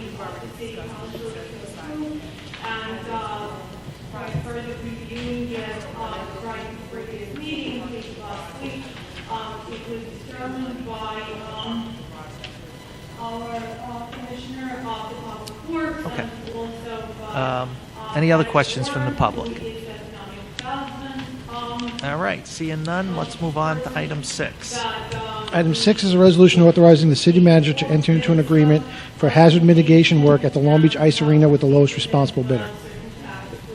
Okay, this is the second of 11 hazard mitigation projects through the FEMA Public Assistance Program. We've completed one successfully, which is the West End Community Center. This is the second. It's at the Ice Arena Hazard Mitigation. It's bids on Thursday, March 11th, 2021. We received 2 bids for this project. Premier building renovation was the low bidder at $912,500. The second bidder was structural preservation systems at $1,793,200. The scope of the work for this project, a main component of this, which is really a coup for the city, we're going to be repairing the structural defects in the east exterior corrugated wall. Right now, if you go down there, it's actually appears that it's almost like collapsing upon itself. You can't even open the new doors that we put in because the weight of the structure is coming down on it. It's pretty interesting the way they're going to actually repair it. On this east wall, they're going to actually cut all of the corrugated steel above it, and they're going to actually brace it, and they're going to build a foundation wall under it, and that will be what holds it up in the future. And we had dealt with FEMA, and our consulting firm basically said that it was latent damage from Hurricane Sandy, and they are going to fund that whole repair on the east side. In addition to that, they're going to be replacing all the double doors in the front of the facility. There's 3 sets of double doors. They're going to be putting it's a polymer reinforced fiberglass wrap around the whole perimeter of the building. Basically, what they do is they put a stucco, sort of like a mesh against the material, and then like a stucco over that, and then they put a polymer fiberglass reinforced wrap around the whole building. Plus, they're going to be putting in a stop log system at each entry/exit around the whole building. And FEMA, it's 100% funded by the FEMA Public Assistance Program. It's called the 406 HMP program. And Premier Building is the company that you see out doing all the work on the Housing Authority. Apparently they're reputable. Our consultant checked their references. And this is a great project, and it's 100% funded. And we like to get started right away, so I recommend moving forward. Thank you. All right. Any questions from the council members? Yes? Go ahead, Karen. I was looking, I noticed that the account numbers for this project start with an H. Right. So I think that this is a separate fund called FEMA fund. And that's separate from general water, sewer, debt service. Correct. Right. Is there any way we can start getting some financial reporting on this account, on this fund? Absolutely, yes. Thank you. Anything you need from me or anything, Ina and I work collaboratively on all of these. We do have approximately $3 million in the capital budget that is designated for, it's like disaster recovery or these FEMA HMP projects that we're going to be doing. We didn't borrow the whole $3 million either. We only borrowed about $1.5 million. It was supposed to be for this project and the MLK. Unfortunately, the MLK project came in, it was estimated about $700,000. It came in about $1.7 million. So right now I'm working with FEMA to try to get them to approve the additional money. So that it's going to be on hold, I would say, for at least a good year, unfortunately, till next year. I'd like to see it probably on like a quarterly basis because it is a capital fund and there's so many ins and outs that you have to deal with. So Absolutely. Thank you. No problem. Thank you. Commissioner, could you just explain about the sump pumps? That's great that you mentioned that because that's another aspect that they're going to be putting in at the ice arena are sump pumps that I didn't mention before. Okay. They're putting in sump pumps in case there's a flood or something. High water we have a table. stop block system in there. It'll pump the water out the side. Okay. Like out from a higher elevation. And the roof drainage is going to connect with that sump pump, or is That's an interesting question because right now we put money in the capital budget, $800,000 to address the defective roof at the facility. Okay. And I think we're going to have to look at that, the roof and the gutter system as part of that project because we never really solved the whole problem with the gutters on the side. FEMA wouldn't pay for that component because they were already. There's a lot of documentation showing that they weren't there. Just trying to figure out. That's a great point, though. The second highest bidder was $1,700,000. Yes, and that's interesting because I questioned the contractor. He happened to be the low bidder, premier on the MLK as well. So he bid very high on the MLK, relatively low on the ice arena, thinking he was going to get both bids. And I called him before we awarded it to make it clear to him that we were only awarding one. And we had no guarantees about the second bid. But he was the low bidder on both projects. And have you worked with this contractor before? I have not. I understand your concern. So, but I did check with the Housing Authority. Apparently they do decent work. And the price is right. The price is definitely right. The next bidder was like $1.7 million. Yeah.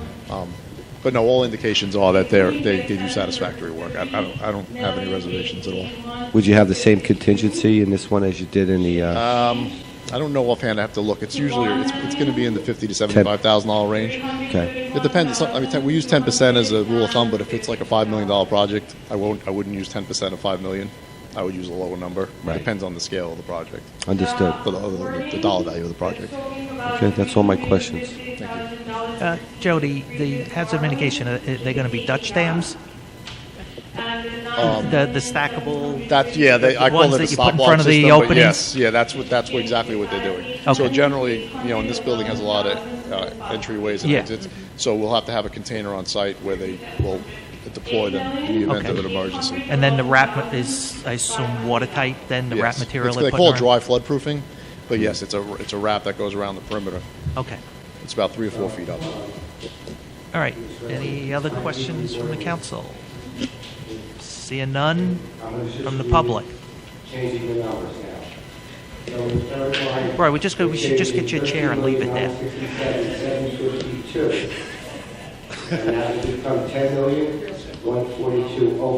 Mike, like you brought up, $800,000 for the roof, $900,000 for this. And we were talking about an RFP, and I think you said, Donna, that they initially, I remember these people came down, there was a whole presentation, you did a work session on it, and it really went nowhere, and you said that they were looking for us to pay them.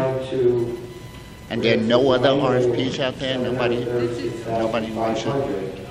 That number is changed to $8,811,500. Oh,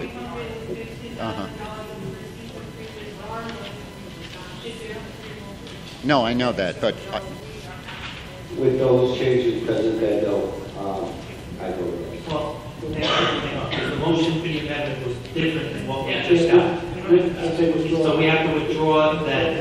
We have to withdraw that. And they're maintaining it, right? for amendment because that was for different. Yeah. Not what we just heard. Before we do it, can you just explain how we went from Hell. 3,881,252 down to 1.331,252? Because I remember their presentation, it was like, you know, it's just so great for the city and stuff like that. Related going down? Yeah, well, they didn't say that. Thanks. All right, any other questions from the public? All right, seeing none, let's move on to item 7. Item 7 is a resolution authorizing the city manager to enter into 2 agreements for temporary parking fields. All right, who's that? You, Rich? I think so. Propose to amend Can everybody hear me okay? the ordinance. All right, great. My name is Rich Barrios. I'm Deputy Corporation Counsel here. We kind of alluded to this a little bit earlier. The 2 parking fields, one on the Foundation lot, the other over on Broadway by Laurelton, are owned by the Albert family. We've managed to do a lot of hard work to get those lots back. This resolution basically authorizes us to enter into those 2 agreements to use those lots as temporary parking fields. The authority to do that's in Chapter 15 of the Code. The rules are pretty straightforward and simple. Between the hours of 9 p.m. and 8 a.m., you shouldn't be on the lot. If you're on the lot, you're going to get ticketed. You'll probably get towed. Just one point of reference, because of the inclement weather over the Memorial Day weekend, we had a carnival scheduled as an addendum to that agreement. We may be working on a rescheduling of that to this coming weekend. I'm just waiting on the paperwork for that. But this is essentially just 2 agreements to use those lots as temporary parking fields. We don't charge for it. They don't charge us for it. And we're glad to have the lots back. Mr. Decker. It's going to keep people from parking in front of our driveways and things like that. So, yes, it'll help. Any questions from the council? I think we just need to acknowledge the work Donna and Rich did working with the Alberts to be able to get us access to these lots. Had we not, I mean, that especially the foundation block holds a lot of cars.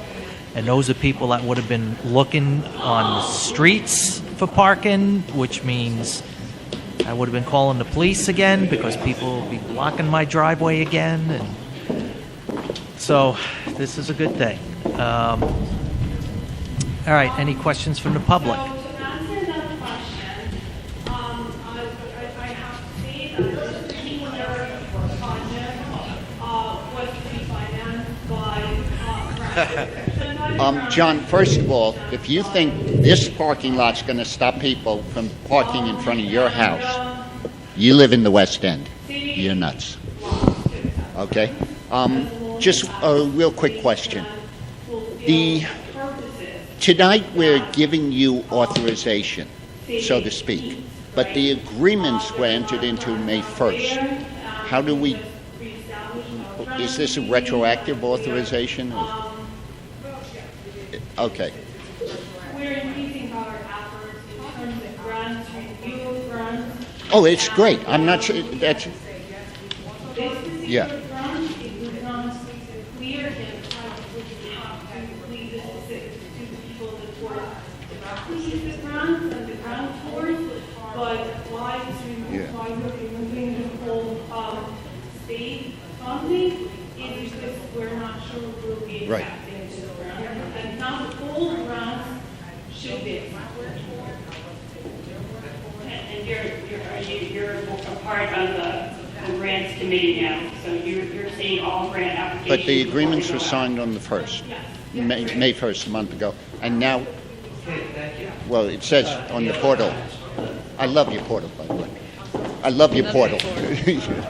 Sure, you know, but on the portal it says you signed them on May 1st, and then tonight we're giving you the authorization to do it, which to me was a little backwards, but yeah. No, I'm not saying that. I just, yeah. Proceeds from previous borrowing And then, they're not authorizing the agreement in this resolution. They're authorizing you to enter into an agreement. So they're not voting on the agreement that you've already entered into. Right. Yeah. But we are responsible if someone gets hurt and stuff like that. Now, we're self-insured, and they have no liability. We carry all the liability. Do we have extra insurance for these two lots? Well, we don't have insurance policies under, like... Right, they're added. But Don, what I'm saying is we're self-insured, and at a certain point after the self-insurance, and I think after about 800,000, Rich, you would know this, then our insurance covers up to $4 million, and then after $4 million, the insurance doesn't cover it anymore. But in this particular case, did we purchase any, like for the carnival, they had to buy insurance, okay? Did we purchase anything like that for the city? Or are we just doing it under our self-insured stuff? Ouch. Okay, thanks. All right, any more questions from the public?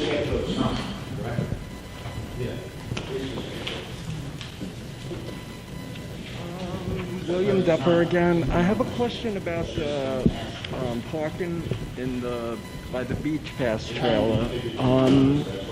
Wasn't there supposed to be like guys there because there's just two stop signs say do not Mr. Deborah, can you just step to the microphone? Do not enter here. But other than that, the cars are just hopping up on the sidewalk to get a spot. Any other comments? Yeah, but there was like nobody there. I was shocked to even see people. I didn't even know it was starting today, the beach volleyball. And it's so packed. I mean, I'm sure it's going to be a mess. But the point I'm trying to make is the toll booth there, there's a little toll booth there that I noticed last weekend, the big windstorm, it shifted the toll booth onto the sidewalk. And it hasn't been addressed yet, but I've seen it already flip over. So, okay. And are you going to be putting more garbage cans over in that area? All right, that's about it. Thank you. All right, any more questions? All right. Fine with me. Move on to Okay, voting. on to the voting. And we'll start with item number 4, which is a resolution authorizing the city manager to enter into an agreement for the furnishing, removal, and installation of a new PVC pool liner for the Long Beach indoor pool from the lowest responsible bidder. Excuse me. Who will introduce and move the adoption of this item? I will. Second? I will. Voting, Councilmember Delory. Yes. Councilmember Mandel. Yes. Councilmember Treston. Yes. Vice President McGinnis. Yes. President Bendo. Yes. Item 5 is a resolution authorizing the city manager to amend the agreement for rehabilitation of the Long Beach Bus Garage and the commuter parking facility. Will introduce and move the adoption of this item? I will. Second? Voting, Councilmember Delory. Yes. Councilmember Mandel. Yes. Councilmember Treston. Yes. Vice President McGinnis. Yes. President Bendo. Yes. Item 6 is a resolution authorizing the city manager to enter into an agreement for hazard mitigation work at the Long Beach Ice Arena with the lowest responsible bidder. Will introduce and move the adoption of this item? I will. Second? I will. Voting, Councilmember Delory. Yes. Councilmember Mandel. Yes. Councilmember Treston. Yes. Vice President McGinnis. Yes. President Bendo. Yes. And finally, item 7 is a resolution authorizing the city manager to enter into 2 agreements for temporary parking fields. Will introduce and move the adoption of this item? I will. Second? I will. Voting, Councilmember Delory. I'd like to thank City Manager Gaden and all her hard work, and I vote yes. Councilmember Mandel. Yes. Councilmember Treston. I, too, would like to thank Ms. Gaden and Rich Berrios and the Albert family for allowing this to happen, and I vote yes. Vice President McGinnis. Yes. President Bendo. Yes. We'll make a motion to close the meeting.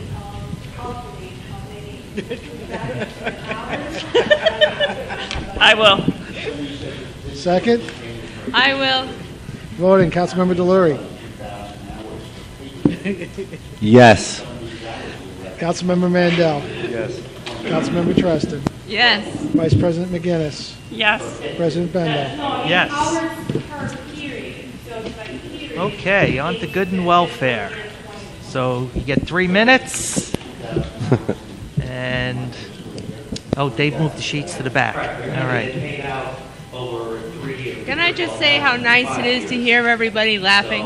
Whatever hours they had coming for them was broken up by the number of years they had going. We're always on mute. Are you saying that these with paying separation pay 2,400 hours for a single year? Yes. Tied for the number of years it's going to take to get it. Right. It could be 5 years, it could be 4, 3, 2. I just want to say it's good to see everybody here, and you know, having Zoom meetings is just not Okay, like this. what a good So this should be public fine. dialogue is, in my opinion. I personally learn a lot from questions that come up. So somebody And had 5 years of It's accumulated good to time, see everybody. and we have to pay them out over 3 years. And I miss everybody, yeah.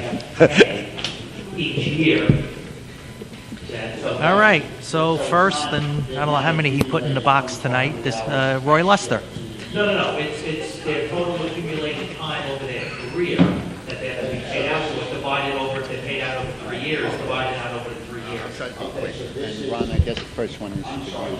Police satisfaction survey, 2,400 hours over their career, or 2,400 hours over a...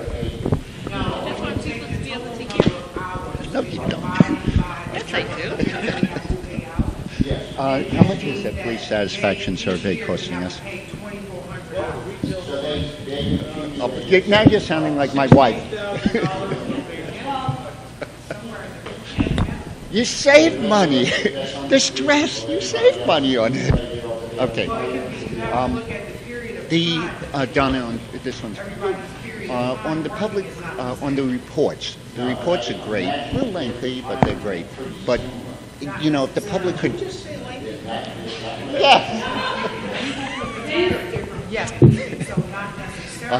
It would be great if the public were allowed to ask questions about those reports, because, you know, the reports bring up questions. If you look at that, I'm glad you have. Can you hear me, Dave? It's not coming off my 3, Don. Yeah, I know. He stops it when I speak. I We all- understand you're saying the reports are very lengthy, but prior to me getting here, Yeah. the city manager was the only person that speaks. Oh, I remember. And the city manager doesn't do all the work in the city. And so the residents need to know who's working for them and what the projects they are working on. So it may be a little lengthy, but it's informative. It is informative, yes. That's why I say it'd be great if we could ask questions about it. Charter. You know, I spent 6 hours today for question number 2. There, you know. Anyway, but the charter is almost impossible to navigate. You know, it doesn't have an index or anything like that. The other part, the codes have an index, but the charter doesn't.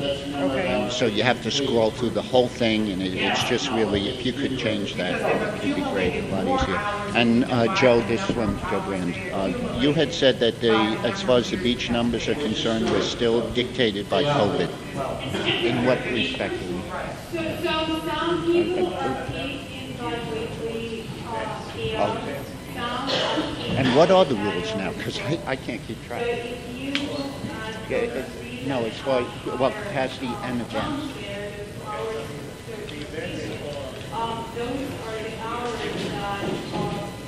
Rules.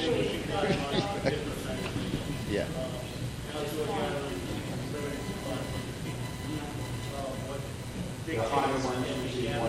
Yeah, so when we see $1,253,000, There's different sets of rules. And that's hour per case. During times $88 hourly rate, that person will receive one payment. good luck with that. No. All right, so right now it's 500 basically. Okay, thanks. That's it? Thank you. Once a year, 3 years. Yeah, thank you. All right, Mr. Hodge. Meaning that that person will be paid on a bi-weekly basis. And that person Greetings, President, and greeting council members, greeting to our city manager. I come to you and ask and say that we actually take a moment. I heard nothing about or saw nothing on the city of Long Beach site about the atrocity that took place 100 years ago. Sometimes we say Black Lives Matter because if you don't tell your story, nobody else will. And so one of the #1 atrocities that happened in this country, where a city was bombed, was in Tulsa, Oklahoma. There have been many massacres, but that one, I believe, that we should have a moment of silence during my 3 minutes. James Hodge, 95 East Fulton Street. Let me reintroduce myself, because sometimes it seems like many of the city council members and the city administration have forgotten who I am. I'm a man that's been in the city of Long Beach for 44 years, 23 years working for my great city. Over 80 awards from federal, state, local, and even many organizations. I thought I've tried to do what I could do to be that role model, that young African-American man in the community. Never been to jail, never had a sip of alcohol. Cursed about 5 times or 15 times in my life. Ask all my friends and anybody that know me. Joined every organization I could to help out. Was a great part of the auxiliary police here in the city of Long Beach. I've worked very hard to make my mother and father proud, who's in heaven. And I pray that I'm making them proud now. My mother and father came from Alabama, poor, worked very hard and taught me how to work. That's all I've done. Tell me what have I done to try to go out and feed people from Nevada to Maple, from the Bay to the ocean, during Sandy, volunteering all my time, and then during this pandemic, one of the first people to wear a mask because I have underlines and found out, which I thought I had cancer, but I have an autoimmune disease. So tell me what do I do? What did I do wrong, having seniority more than most of this city? So proud that we finally found an African American that can be city manager, that can show that black people are smart too, and then only to be fired after working with her a few times. So even if the city manager don't know me, this city council know me because I've been here 44 years, and I've given back. I've done what Mrs. Oldham and the MLK and my father and mother taught me. And I say to you that if you don't see that you're wrong, God sees and hears every conversation. And I pray that I'm doing God's will.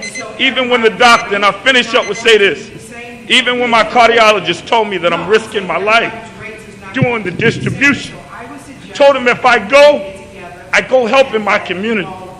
So again, I finish saying, what is good in your eye if I've been giving back doing what I'm supposed to do in my community? Thank you for your time. I will continue praying for you. No matter how you do me, God judges me for how I do all of you. God bless. Thank you, James. James, I just want to say, just as I said at the last meeting and meetings before, you pray for us, we pray for you. And God sees everything. I'm a Christian. So just as I came here as a woman who had credentials to sit in this seat, who happens to be black. And know that I see what's right and I see what's wrong. And so don't ever think that just because I'm black, I'm going to pick one race over the another. I'm going to do what is right. So when you stand there and say, myself as a black woman who did not see what you have done, I said to you the last meeting, that I appreciate everything you have done. I applaud you for everything that you have done.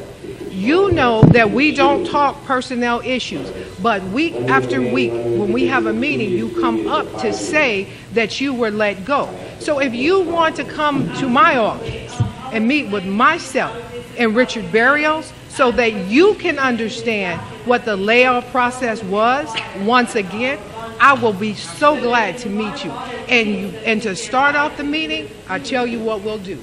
We'll have prayer. Thank you. Well, like you said, You're done. The That's it. thing is That was your time, James. I have 23 years in. I So the heard you. layoff process, I understand, getting the budget I right. heard you. But how did I, with seniority, get on that list? You know how you got on the list. James, We'll talk. make I an don't know. so make an appointment to talk to Donna. I'm just saying, I'll make an appointment, but it's wrong. Donna may be here another year or two, and then she's gone off. She will do her job and completed her job, and then she'll go off. This city council has an obligation to understand what's right and wrong. 23 years? Okay. So 23 years I've served, and I'll continue serving, because I serve unto God, and I serve the people of this community. I'll serve. okay. Thank you, James and Miss O'Leary. Just vacation? You sure? Okay, Jay Gusla. All right. Eileen Hessian.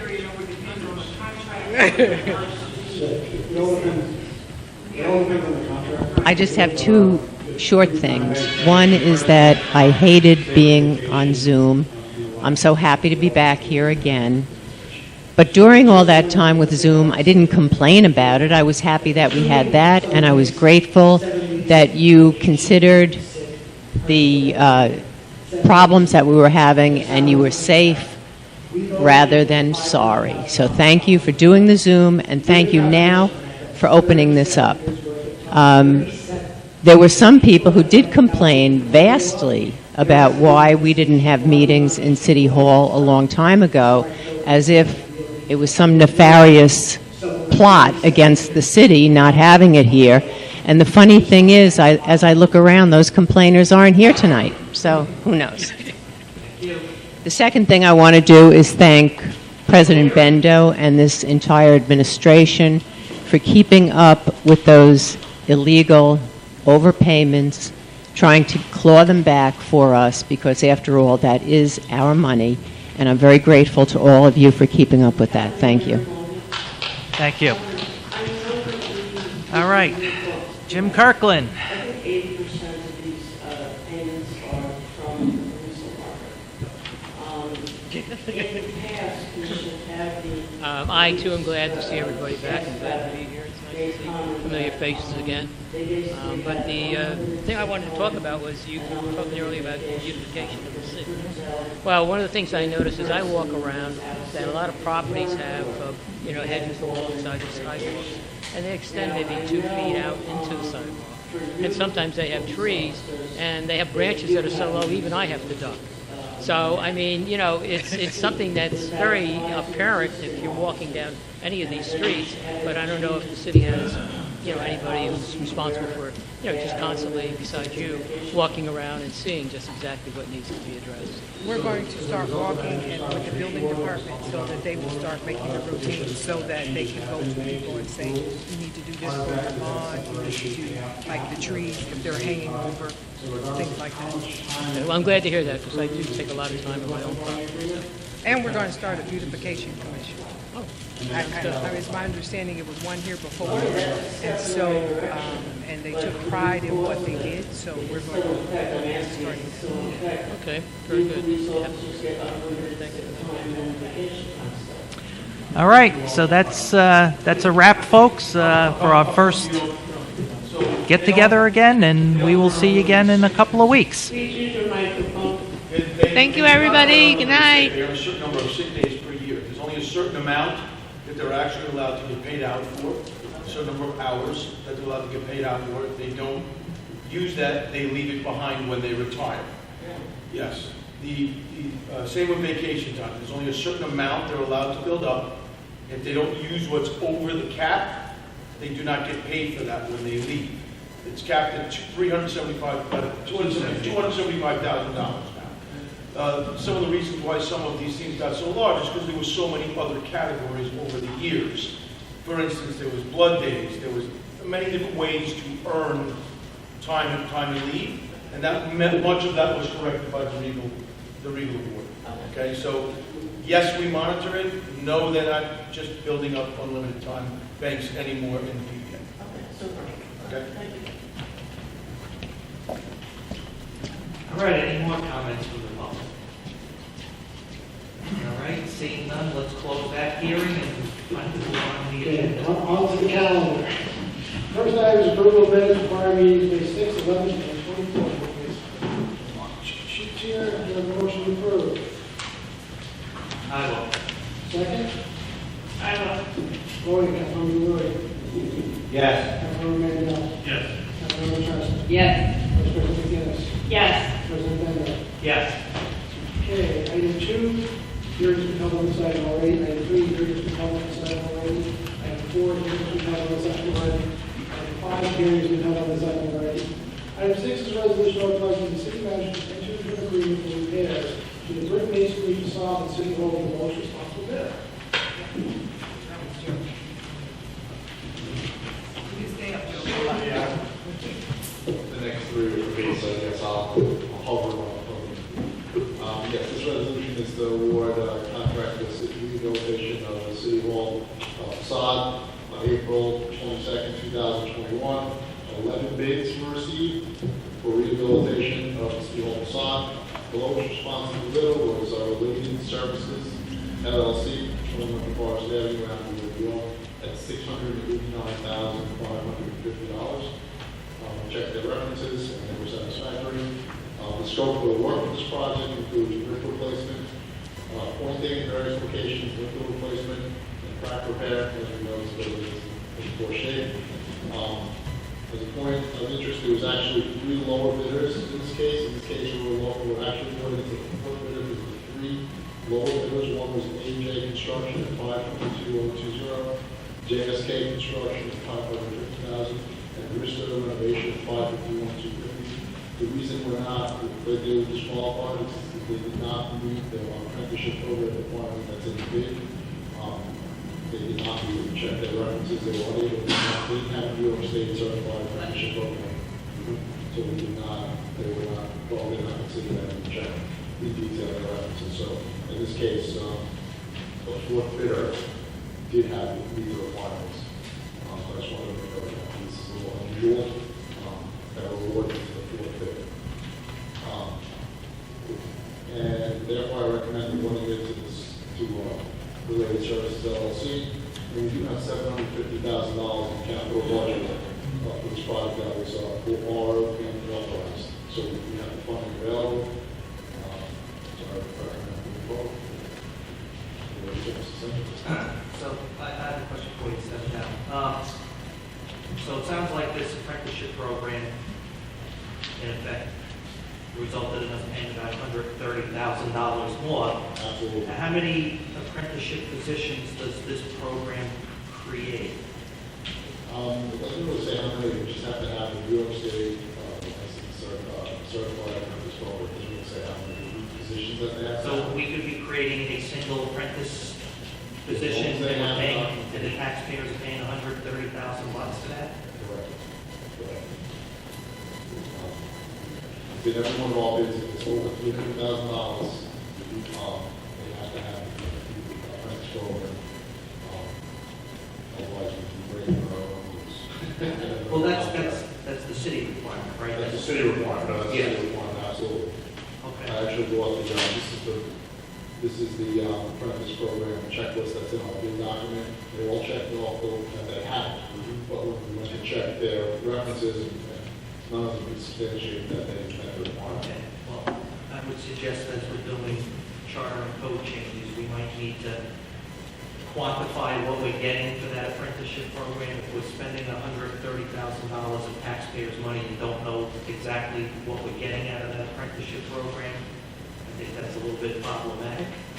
Yeah, the 689,000 minus the 522 is the low. Right. So non-responsible. $160,000. Maybe we can have a working session which goes over the requirements of a New York certification for an apprenticeship program, which explains the schooling they go through. Yeah, I agree. I mean, we've had this revision probably for over 10 years. We definitely do that. Yeah, we're gonna have to look into that, because that's an expensive proposition. We can't quantify what we get for it. How long will there be scaffolding? It's approximately a 120-day project. We're really hoping to get this in, by the end of the year. The season starts. This is going to be a precursor to, we're working with FEMA on a $1 million plus hazard mitigation plan for this building as well. So the concept is let's repair the facade, and then next year, we're going to be designing hazard mitigation for this building. There's a generator that's in boiler rooms in the walls on the rooftop of the firehouse. We're going to be putting a whole new glass door, proof facade in the front for the first level, putting other foot barriers, stop log systems around there. So it's going to be a comprehensive plan. This is sort of the first step in that process. Commissioner, would they be required to hire a safety manager outside because of the scaffolding supervising, or is that, what kind of safety protocols?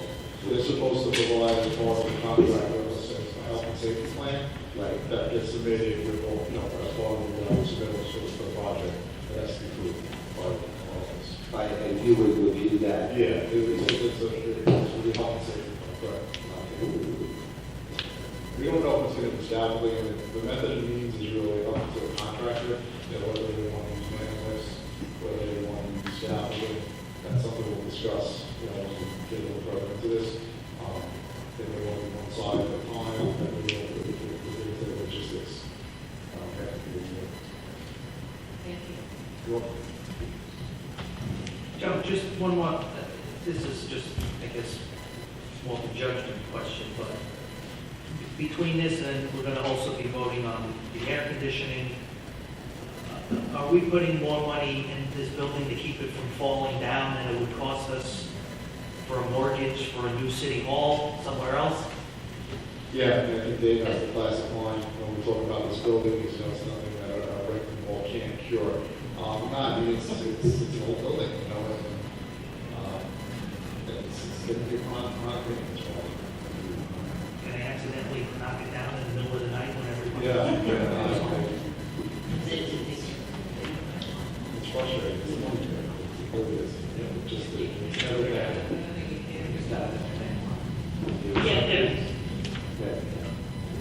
I think we've been told, in general, that there were certain New York State historic preservation rulings on this building, and therefore we were not able to. That's correct. And actually, That's the only thing you cannot do in this building, is not get out. Well, I hope the financial restructuring team can look into that. It says, Because just paperwork. once I saw the agenda and the air conditioner again, it's throwing good money after bad, right? we had to actually do a study as part of that hazard mitigation to make sure that the design was, this is considered a historic building, and had to be consistent with. But that's a trigger. So if it's a historic building, we don't need air conditioning.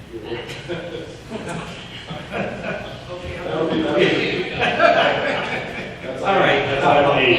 Yeah. All right, thanks, Joe. You're welcome. Well, sorry, any other questions from the council? All right, any questions from the public?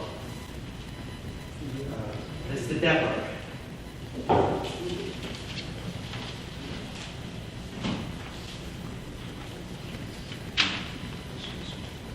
I was looking at all the pages. I agree. I think, with the courses and with what happened down in Miami, I mean, is it worth fixing the little repairs and then the buildings just going to crumble like down there?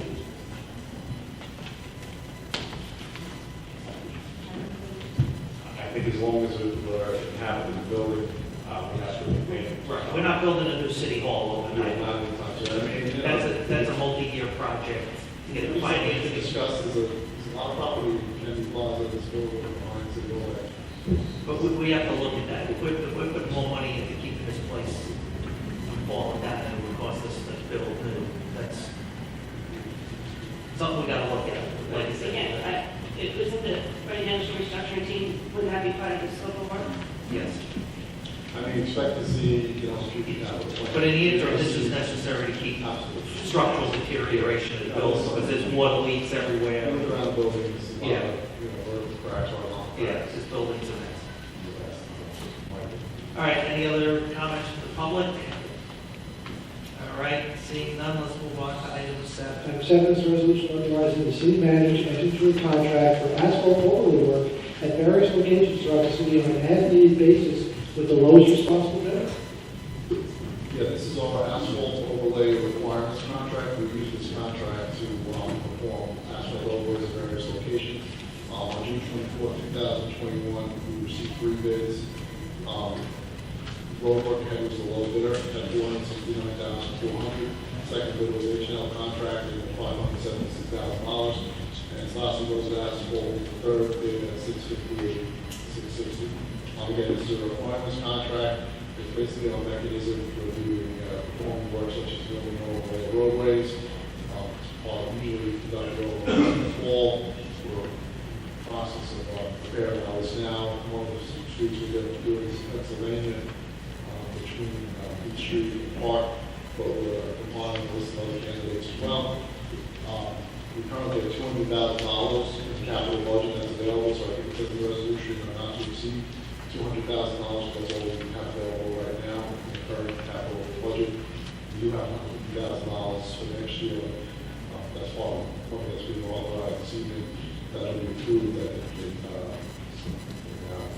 February borrowing. So at that point, we have no resolution to do additional work. Right now, we is at $200,000 to work at. That's in current capital budget. So the road work ahead is a contract that had it last year.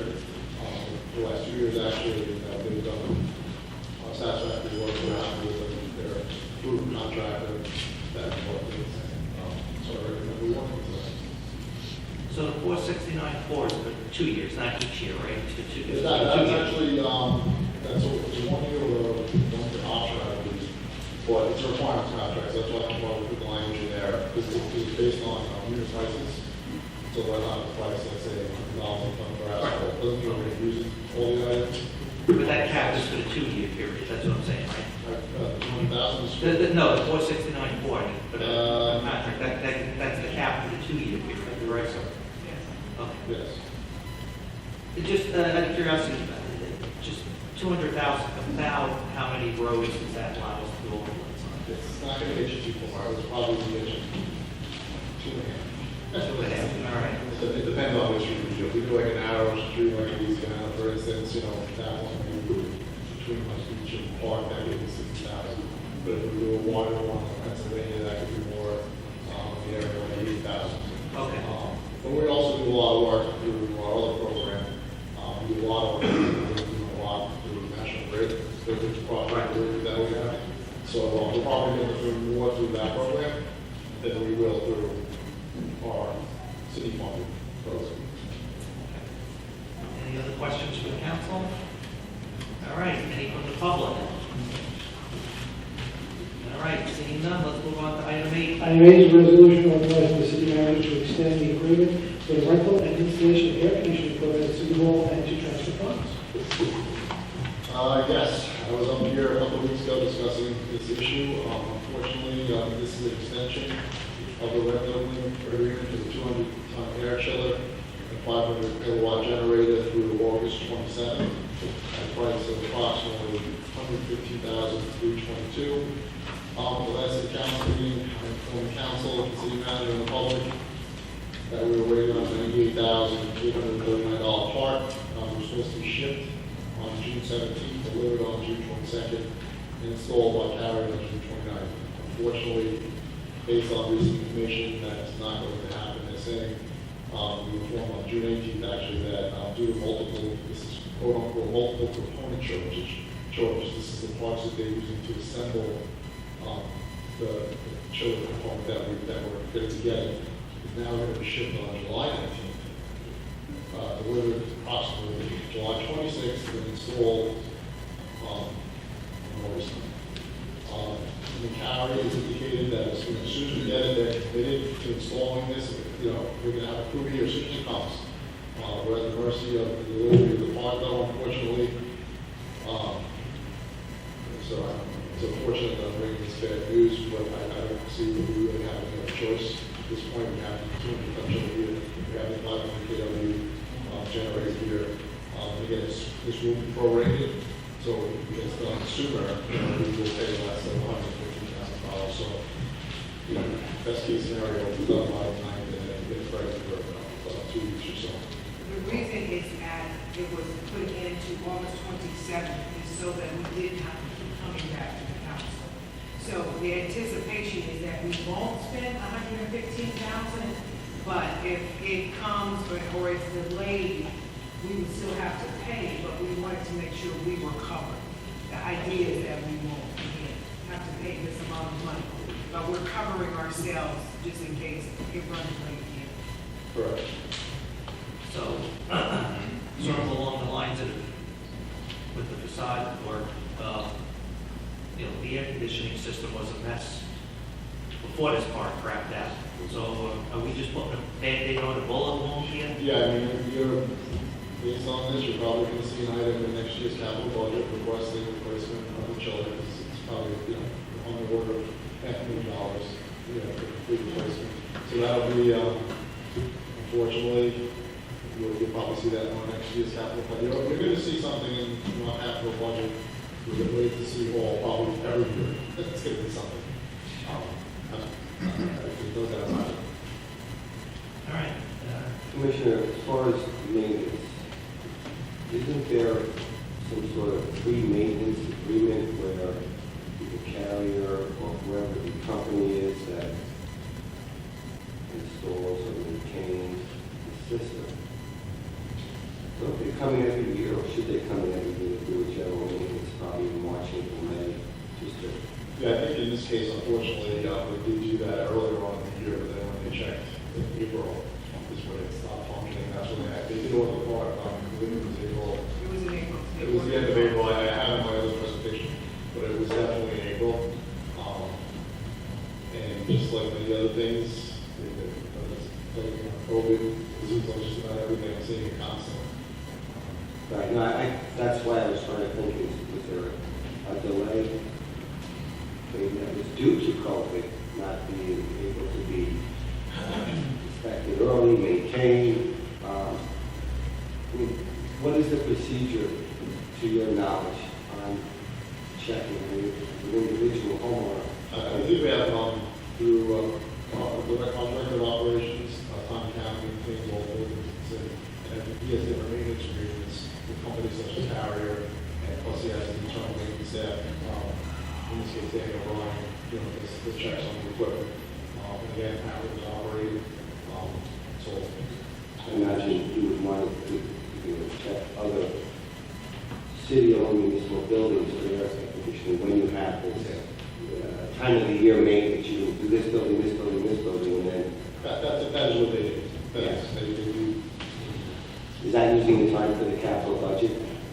When something comes up in, let's say, March, April? It can, I mean, that's what we're working on, so if something did come up, of course, I would address it. Okay. In this case, I think it was right on the cusp of the completed capital budget when this happened, and it's probably right around that time frame. Yeah. Sounds right. Thank you, Commissioner. All right, any other questions? All right, any questions from the public? Great. Go ahead, Dan.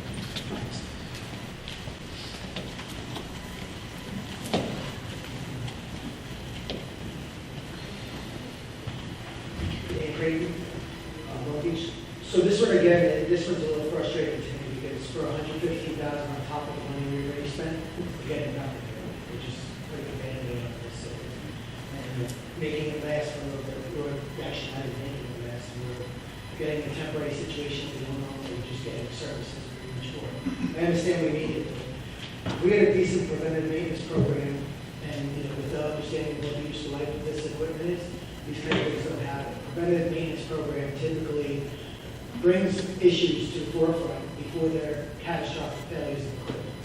So we really need to make sure we have this preventative maintenance program checked. We need to make sure we have it and it's being implemented by whatever staff is going out and checking it, whether we're paying a contractor or internal staff. It's a necessity. I mean, preventative maintenance is specifically for that. You get a heads up on what piece of equipment are going bad, and you're able to change them out, especially on air conditioning or heating equipment. There's no excuse for it because when you have a whole down season to make these repairs. So it doesn't happen over the summer. You don't end up having to spend. It was $150,000 this time. It was 200 something. That's No, it was 60 something. 68. So, or almost $200,000 for 68,536 with the initial 30 for the rental. for temporary equipment that we don't own. The other thing I would say is since we've had other issues with air conditioning before, maybe the money's better spent buying portable units that we can put in offices for the time being until we get the repairs done. Because at least then we own it. The next time another air conditioning situation comes up, we have portable units that are stored somewhere, we can put it into offices and possibly use them, rather than just throwing money, big money into that. I mean, we're getting a little health insurance. Ultimately, we're going to keep it in the office, which would be good.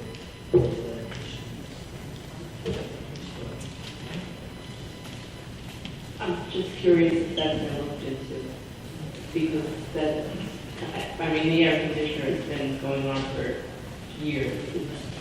I mean, I'm sympathetic to his concerns, I'm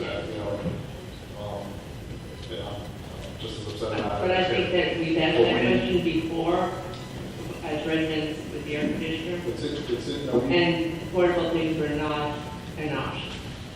since we never, in the past, we've never really had like a director, non-appointed director of operations who specifically get a lot of responsibilities. One of his main functions is to maintain the building. I mean, I've noticed a significant change since he's taken over that responsibility, because we really never had it with prior administrations. And they've made significant strides, with the maintenance program in the buildings. But, in this case, unfortunately, we have to rent each other for, until the end of the summer. I want to say, I understand what you mean by preventive maintenance. That's why we now have someone who's responsible for that. I can't comment on what was done in years past. I can only comment on what we're doing right now, and that is what we're looking at. Preventive maintenance on everything that the city owns, and it's a process. Can I just add one thing? Yes, sorry. The only thing I would add is, if we have a contract that does preventive maintenance, maybe we should look at rewriting the contract so that performance-based. So if something like this happens, it's on them rather than us. Maybe that's where the contract. If the contract is responsible for me, trust me, this wouldn't happen. Thank you. Okay, Mr. Lester.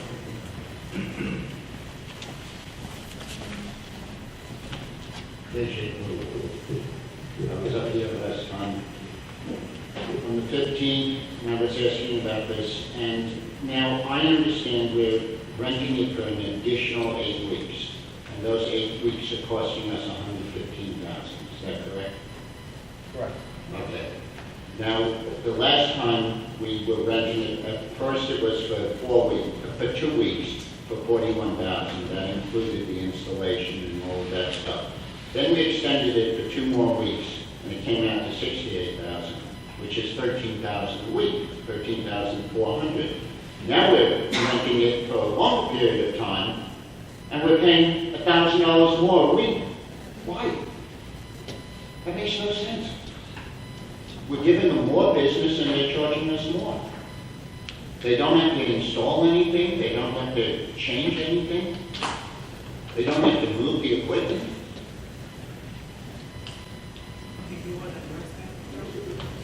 In my head, I'm doing the math, 150,000 divided by the 56.8.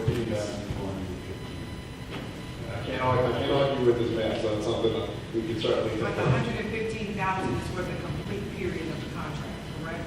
No, this is for They're on August 27th, Right. approximately July 5th. So it's approximately 56 days, is what it is, which is, That's the quote they gave us. so that's the proposal they made. $1,000 more, we already have the equipment, and now they, because they know we need it, they're gonna charge us $1,000 more a week. That's wrong. I really couldn't speak on you're talking about the exact pricing of 3 different parts of a contract. No, you're not. Yes, I believe you are, because the first part had installation and whatnot. You don't even know, I cannot even say if like Freon or other things were included in the original pricing. So we can't really make an informed comment or response to you until we review each component of the contract, which we don't have available right here. Karen, nothing has changed from, I understand the first 2 weeks, that was the 41,000. I understand that, because there was installation, there was a lot of stuff. Right. After that, the 2 weeks additional, and the additional 8 weeks is exactly the same, except for the period of time. Not one piece of equipment has to be moved, not one piece of equipment has to be changed, and it's $1,000 more a week. You know what, Donna, I understand, you don't know. You don't know right And now. I will look into it. it. I don't And if I know you, you're gonna get that price down. I will look Let me into just it. I say, can't based say. on your comments, it's an excellent point, and this is prorated if it's finished earlier, and I have absolutely no problem, that's what this, carrier, bringing that up, it's good, it's a good. Right. And one other thing, I know I've discussed this before, if we can, it's a motherboard basically, if we can send someone out there, where is it, Pennsylvania? No, it's Wisconsin. Wisconsin. If we can send someone out there, rather than taking the 7 days, you know, somebody can do that trip in a day, you know, coming back from Wisconsin. Every day that we save saves us thousands of dollars. So, That's a HVAC, that's basically saying, should we certify someone in HVAC maintenance? no, it's deliberate. Deliberate. To get stuff, we've done it before. We've sent vans out to pick up pieces of equipment before, as a city. It saves us 7 days. It's a lot of money. It's $11,000. Thanks. $1,000 a week, not $11,000. It's $11,000 a week, 7 days is a week. Okay, any other comments from the public? Seeing, Ms. Egan.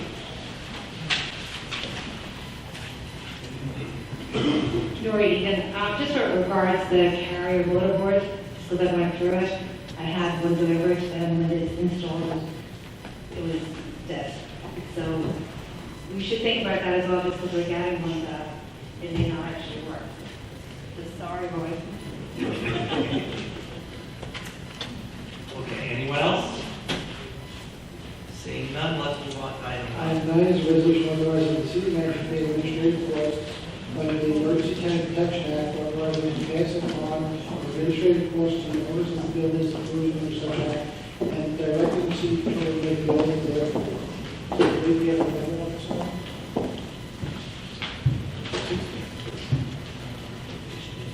Sure.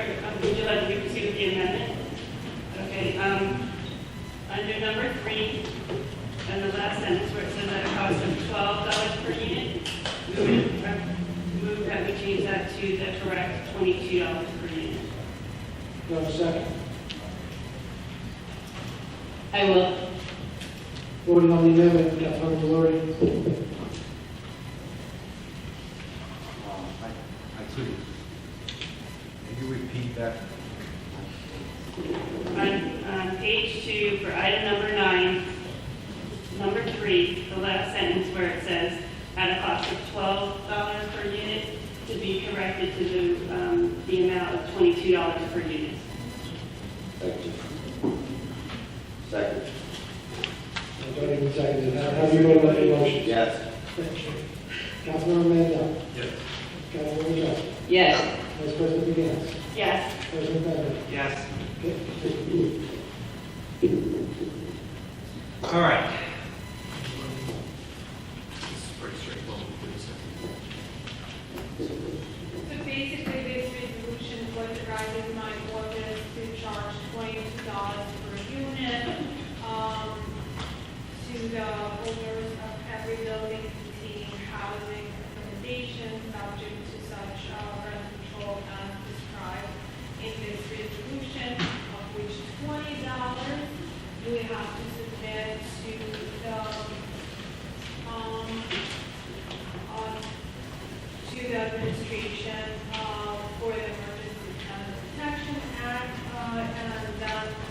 $2 for ourselves to go to.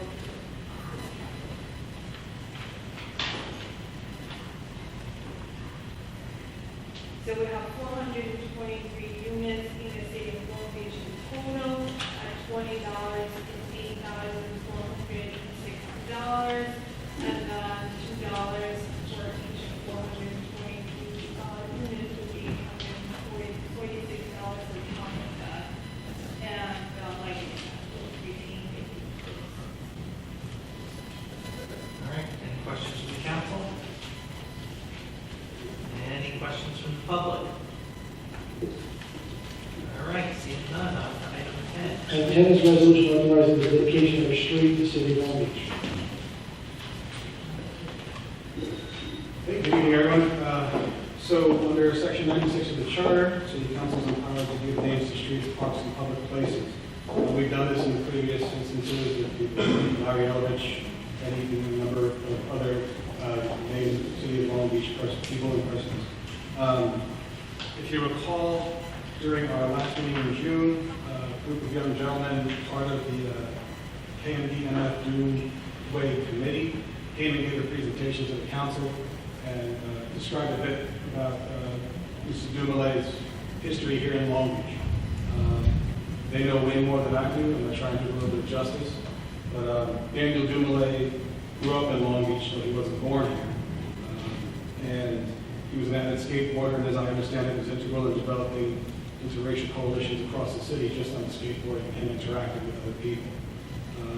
Basically, the man brought us together. In the late 80s, he formed the group KMD with his younger brother. And KMD basically released their critically acclaimed first debut album, which was in 91. Sadly, in 93, Dumoulin lost his younger brother, who was killed after he was struck by a car. So for the next few years, Dumoulin retreated from the hip-hop scene after his brother's death, and actually a dispute with the group's label. So using that kind of experience, Dumoulin, like great artists often do, reinvent themselves. So he created the MF Doom persona. In 99, he dropped an album called Operation Doomsday, which became an instant classic. His creativity continued to blossom, and his work garnered even greater acclaim across the globe and across cultures. He did multiple international tours. His performances drew some really diverse crowds when it comes to the hip-hop industry, which is really impressive. His collaborations with other artists kept him in everyone's ear. Without belaboring the point, what I've been able to gather from the presentation in June and my own research, MF Doom basically showed an example of the talent, artistry, and spirit of bringing others together that Long Beach should be proud of. Side note that stuck with me when researching MF Doom is the tweet from one of my favorite artists. After Dumoulin's passing, he referenced MF Doom as, quote, your favorite MC's favorite MC. So that was enough for me. And with that, I'll do my best to answer any questions that the council or public have. Yeah, Right. so just so everyone knows, that people like to jump to assumptions. MF does not mean what you think it means. MF means either metal face or metal fingers. He went by both. Right, that's correct. And another thing people should know, people that don't follow hip-hop, I mean, everybody knows who Billy Crystal is from Long Beach. Well, Billy Crystal is the comedy, MF Doom what is to hip-hop, quite frankly. So, significant artist that came from Long Beach. I would just make a recommendation in addition that in the signage that his birth name, Daniel Dumoulin, be added on top of the KMF Doom wording that's in this resolution. And additionally, I would like to see some kind of celebration or an announcement that's not on a Tuesday afternoon at 11 o'clock when nobody can attend. Probably a weekend or something, because until I researched this, I'm not a hip hop, obviously you can probably tell I'm not a hip hop knowledgeable extraordinaire, but reading all his accomplishments, I've learned, and I suggest anybody that does not know inform themselves like I did, in addition to what Ms. Darius had done. He's got an interesting life, knowing artist, acclaimed albums. So that's all I recommend is those two, is that his name and some kind of acknowledgement so people would know who he was. That's all I would like to add to the resolution. That's a great point. So, for those who don't know, his birthday is actually next week. So what we're trying to do is we're coordinating internally to see if we can have some sort of dedication ceremony after the signage is complete to properly honor Mr. Dooley. And I think we're going to accomplish the recommendation on the signage itself if we have that ceremony. Okay. Thank you. All right. Any other questions from the council? Any from the public? Mr. Defects? Yeah, no, I was just comment, but it would be the 50th anniversary, but you were born in 1970. Can you step up to the microphone?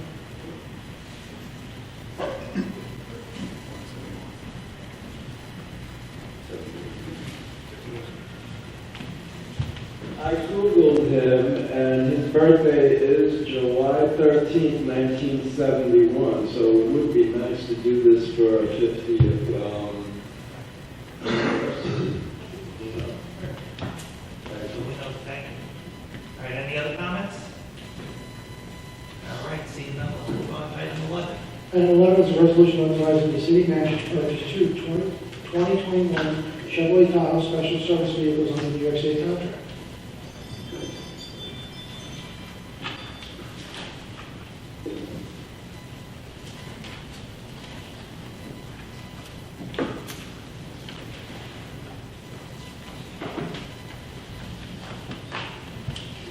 Good evening, and thank you.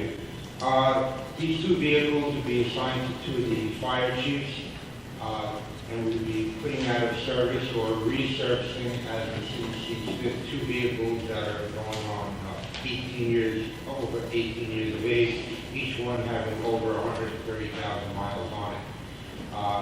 Like we were talking about this building and the air conditioner, at some point, everything is past its useful life, and to put money into a vehicle that is spending more money than the vehicle's worth doesn't pay.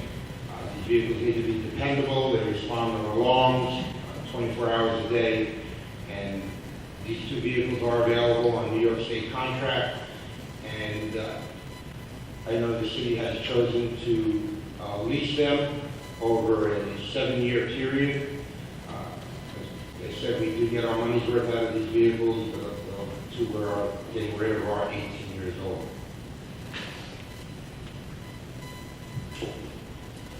I just have a question about the maintenance. As they're leased, who is responsible for the maintenance of these vehicles? They come with a 3-year, 36,000 mile warranty from Chevrolet. Normal maintenance, oil changes would be our responsibility, the city garage. Would we own these after the end of 7 years, or they would get turned back in? We would own these. So this is a lease to own? Correct. Thank you, Commissioner. Do we have a policy, or should we have a policy, that after the 7th year, 8th year of the end of the lease, that a commissioner or chief or somebody who's maintaining that vehicle, let's say spotlessly, flawlessly, could purchase the vehicle from the city at the 8th year, the 9th year, and possibly turn over to a new lease? No. That is not a policy. Once we have a vehicle, like these vehicles that are going out of service, if we can use that vehicle somewhere else in the city for minor things, that's what we will use that vehicle for. And if we cannot, then we'll put it up for auction. Now, the employee can purchase the vehicle through the auction, But no, we don't allow for an employee to buy a vehicle from the city. So if we repurposed it to a different department and it's a fire department chief's vehicle, does the equipment have to be removed from that and then put into another vehicle? The equipment would be removed and put into the new vehicle. Okay, and then that's what's happening. That is what we do periodically. The last vehicle we bought for the chief's vehicle were purchased immediately after Superstorm Sandy, when most of our vehicles were destroyed. We did have some insurance, and collected insurance money on our vehicles, and then we purchased vehicles at that time. So our newest cars were replaced immediately after Sandy, and they're going on almost 10 years old. I can't believe these cars lasted 18 years. As an emergency response vehicle. I can tell you, being a former chief and knowing the chiefs, we do take care of the vehicles. We're in them 24/7. We're around town with them all the time. They take pride in them. They take them to the car wash at their own expense and have them detailed and cleaned. So they do take pride in them, and that's one of the reasons they last a long period of time. Thanks, Commissioner. Any other questions? All right, any questions from the public? Thank you, Commissioner. All right, Mr. Lester.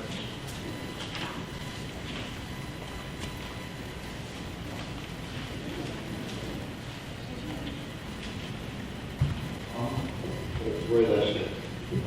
From reading this, it sounds like these vehicles come with the emergency equipment, the specified options of emergency equipment. So is that not the case? Yes, that is the case. It comes and go, warning lights, sirens, it's all part of the New York State contract. So we don't need to strip the other vehicles at least? Depends on if it's being repurposed. If it's being repurposed for someone, for another department outside of fire, yes, it will be stripped. If it's going to be a spare, just in case something goes wrong with one of the other vehicles, no, it will not. I just know, Don, these lights and stuff can run between $15,000 and $25,000. And if we don't need to strip it, we don't need to replace it since we're buying it.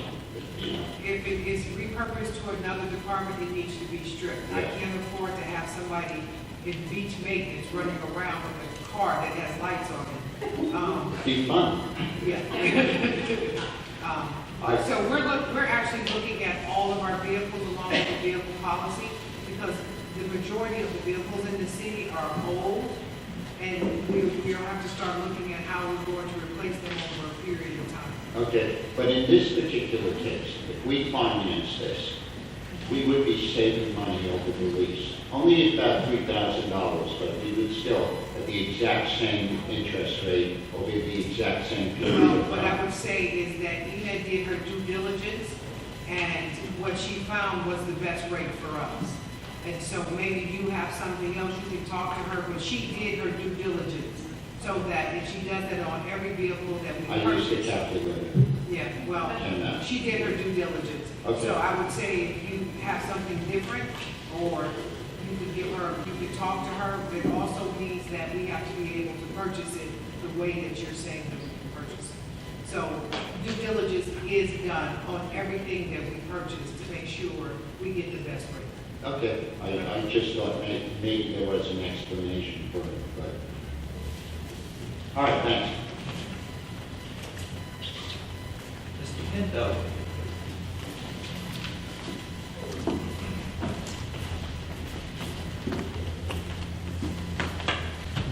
Good evening, Sam Pinto, Long Beach. I have a few questions for clarification. And just to be clear, I am not speaking against purchase of lease or finance of vehicles. I do appreciate the lease versus finance language being clarified, because the assumption is that the leasing is like a conventional car lease, but essentially it's a finance program where we own it after 7 years. So thank you for that clarification. When are we receiving delivery of these trucks? You know? We don't have a delivery date as of yet. We haven't purchased it yet. Is there an expected delivery date, or? I'm hoping by September. So just this is my question, and it kind of goes through the process. It appears that we're starting a lease that starts in 2022 using funds from 2021's budget for something that could be a capital project expense because it's being expended over multiple years. So I don't know if it was a typo, I doubt it's a typo, but this lease is starting in 2022, which isn't even in this budget year. It's going to be actually budget year 2023. Oh, great, okay. So, Hi, this is not a typo, it's actually the finance. Microphone, please. Yes, this is not a typo, the financing was offered to us with the same interest rate to either start in August 2021 or August 2022. So we choose the August 2022, right, because the effective interest rate goes down this way, and we'll just have to have fire department use these trucks for 7 years, but for 8 years, because we're not going to finish paying this lease for 8 years. so it's actually an 8-year lease. Well, it's a 7-year lease. It's a 7-year lease. The payment will start in August of 2022. So we're going to have it for like 8 months without making a payment? Yes. Also, you have to understand what capital budget. In the past, we have put items in capital budget that should not be included in capital budget. This is not a capital budget item. This is an operating expense. And so we have now clarified what goes into capital, the dollar amount that goes into capital, and what considers to be operating. In the past, items that were operating went into the capital budget, and they were borrowed for.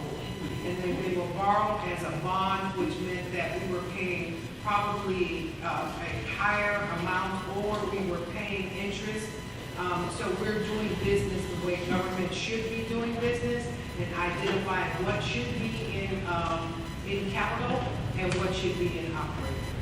What is the interest rate on the bond? It's hard to tell for me right now. Can't hear you. Can you hear me? No, speaking to Sorry. Here's the question. So the question. Oh, Question was, what's the interest rate on the bond if we would bond this and put it into capital purchase? Why would we bond money? Why would we borrow money instead of leasing? That's what's gotten us into trouble, is continuing to borrow money for operating expenses. And so I'm not quite sure where your question is, Sam, that we would borrow money to actually purchase 2 vehicles. So my question is, the only reason, and I'm just looking for clarity, is that we're doing a 7-year borrow. We're borrowing at 3% interest for 7 years. Meanwhile, the capital budget, we're actually bonding for police vehicles and other purposes that are similar to price and scope and essentially the same usable life, if not a less usable life, as police vehicles expire quicker. Well, we've been looking at the capital budget, and we've been reviewing it, and a lot of things that were borrowed for in the past. And I'll go back and I'll take a look at it to see about the police. But there were things that were borrowed money and that they were bonded for that should not have been, and the money has yet to be spent. And so we're getting out of that habit of going out, borrowing money, and then 2 years later we find out. We will look into that, but we are changing the way we do business. We will take a look at it. I trust that it's a good decision. And one more question is for clarity. We're replacing 2003 vehicles that were expressed that they were frontline versus 24/7 vehicles. Is that actually the case? That would be a question for, yes. I don't think I understand that we're replacing 2 frontline vehicles. They said we're replacing 2 2003 vehicles. The frontline vehicles the chiefs have, I said that they were going on, purchase them after Sandy. 2 of the chief's vehicles will be moved down to replace the 2003 vehicles, and 2 of the chiefs will get the new vehicles. Okay. Sorry, thank you for clarity. The message I heard a few minutes ago was that we're replacing vehicles that are running 24/7. And that Commissioner clarified just now, so. Thank you. So to talk about the financing, borrowing via bonds versus purchase leasing the vehicles, when you issue bonds, authorize bonds, it impacts your debt. And by impacting your debt margin, it makes borrowing in the future more expensive. So it's not a simple calculation of I'm getting 2% here and 2.5% here, and you do have to take into consideration not only the interest, but also the cost of issuance, and part of the cost of issuance, part of it is just retainer that we pay on an annual basis, but then the rest is really calculated based on the total amount that we borrow. So at the end of the day, the difference, The only reason I stand is because I noticed in this actual budget plan, capital this year, there are vehicles being accounted for, and there's also lower cost, shorter useful life purposes being done as well. But if it makes sense, I think, as I said before, I'm not speaking against it, so it's some clarity. Thank you. Okay, any other comments from the public? Mr. Deffer?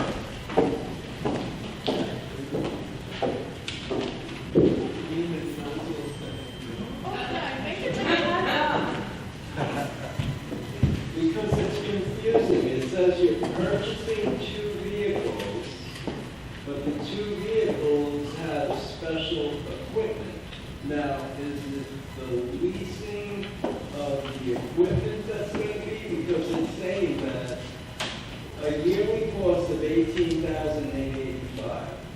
So that'll mean that each vehicle is actually costing almost $100,000, not $58,463. No, that's the price for both vehicles, and it's a lease to own. It's basically a financing program. They're leasing to own. So it's $18,885.17 per year for 7 years for the two vehicles fully loaded. For the two vehicles combined, it doesn't say that. Yes, it's for the two vehicles. It's a designated dealer. And then also, when you do put in this, can you put like the following resolution was moved by who and seconded by who? They're voting on it tonight. That's why it doesn't have anything in there, because they're voting on it tonight. but when you look at the minutes, right, David? Yeah, It that's says, all we're talking about. if you go on the city's website and you look at the final agenda, it has this information, who moved it and how it was. Then we should be giving the Well, No, tonight, it is being voted on tonight. we don't know who moved it and how the voting was, but we'll Right. find out hopefully soon.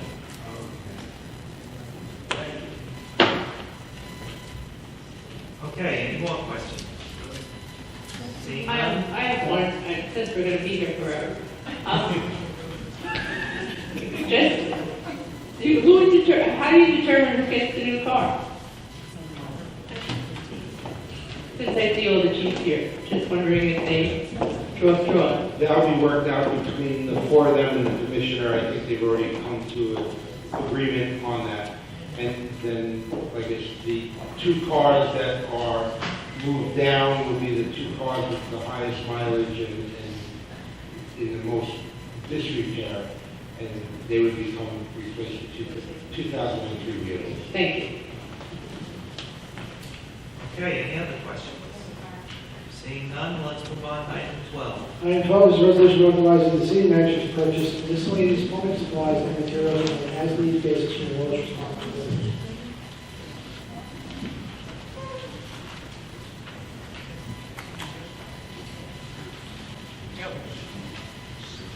Commissioner? Joe? Item 12.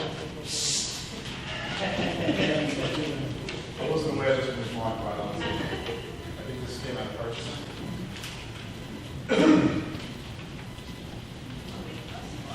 Yeah, it is out of purchasing. Yeah, I wasn't, that's why I wasn't prepared to, honestly, talk about it, so, bear with me, please.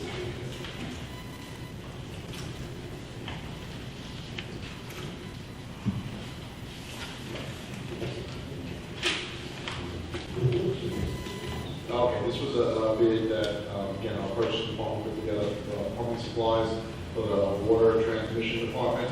And it looks like, we have Ferguson Waterworks at 200 Atlantic Avenue and Team basically is for 3 years for all the plumbing supplies that they purchase in the work department.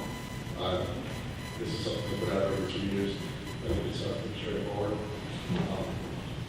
That's pretty much all I have on it.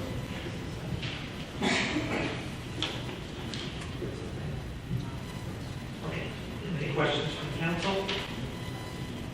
Any questions from the public?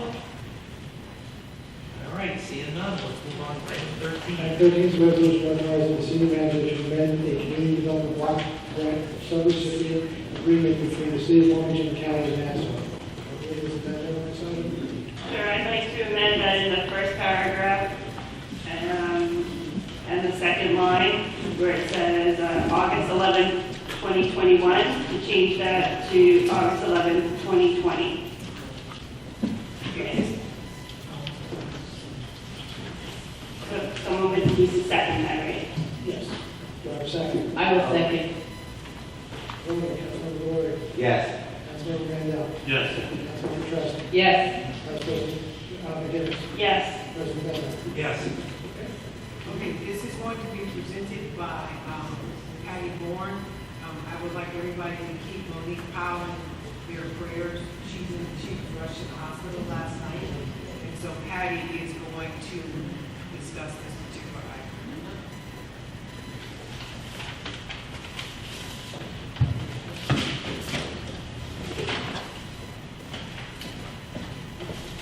Hi, good evening. Hi.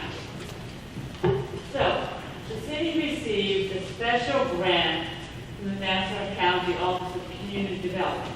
It's HUD Community Development Block Grant Fund, but it's outside our regular allocation. The amount was $150,000, specifically for a transit-oriented development, TOD project. And the project where we put it in extends from J.J. Evans Boulevard to National Boulevard, surrounding City Hall, the multimodal center, our parking garage, bus station, bike parking, and the train station. The purpose of the funds are to improve safety, accessibility with new signage, increase pedestrian visibility, and streetscape improvement, such as new bicycle racks, garbage cans, etc. We want to better serve our nearby residents, especially people coming from North Park, pedestrians, visitors who come by train and bus to our community, commuters, and the business community. This is one of our most important destinations in the city and is highly used. We want to make it more useful for those walking in the area, as well as for outdoor activities that we have on a regular basis in Kennedy Plaza. The resolution is a contract amendment to extend the contract for an additional year to March of 2023. This gives the city sufficient time to complete the project, and we appreciate the county for giving us this additional time. The Department of Public Works, our Commissioner Joe Fabrizio, and our Department of Economic Development and Planning have been working together on this project for a while. We're also working, of course, with our police department on safety issues, and with, of course, the Community Development Department, Monique Powell, on the funding. She's been very supportive. The current status of the project is that we have sent out a request for proposals for the design and engineering phase, which is the first phase, and we've received several responses, and we have a committee that is reviewing those responses.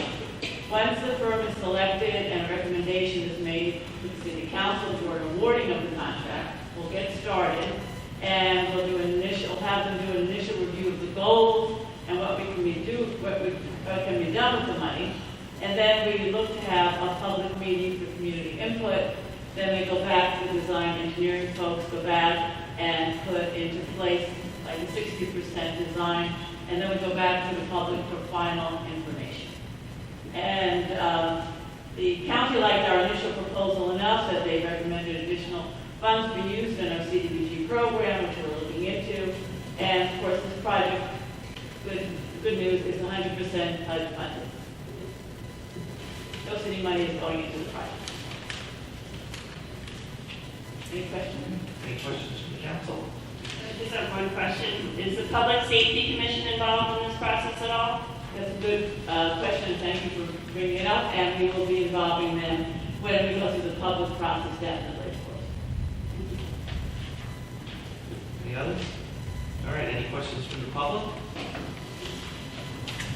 All right, seeing none, let's move on to item 14. Item 14 is a resolution authorizing budget amendment to the general fund budget.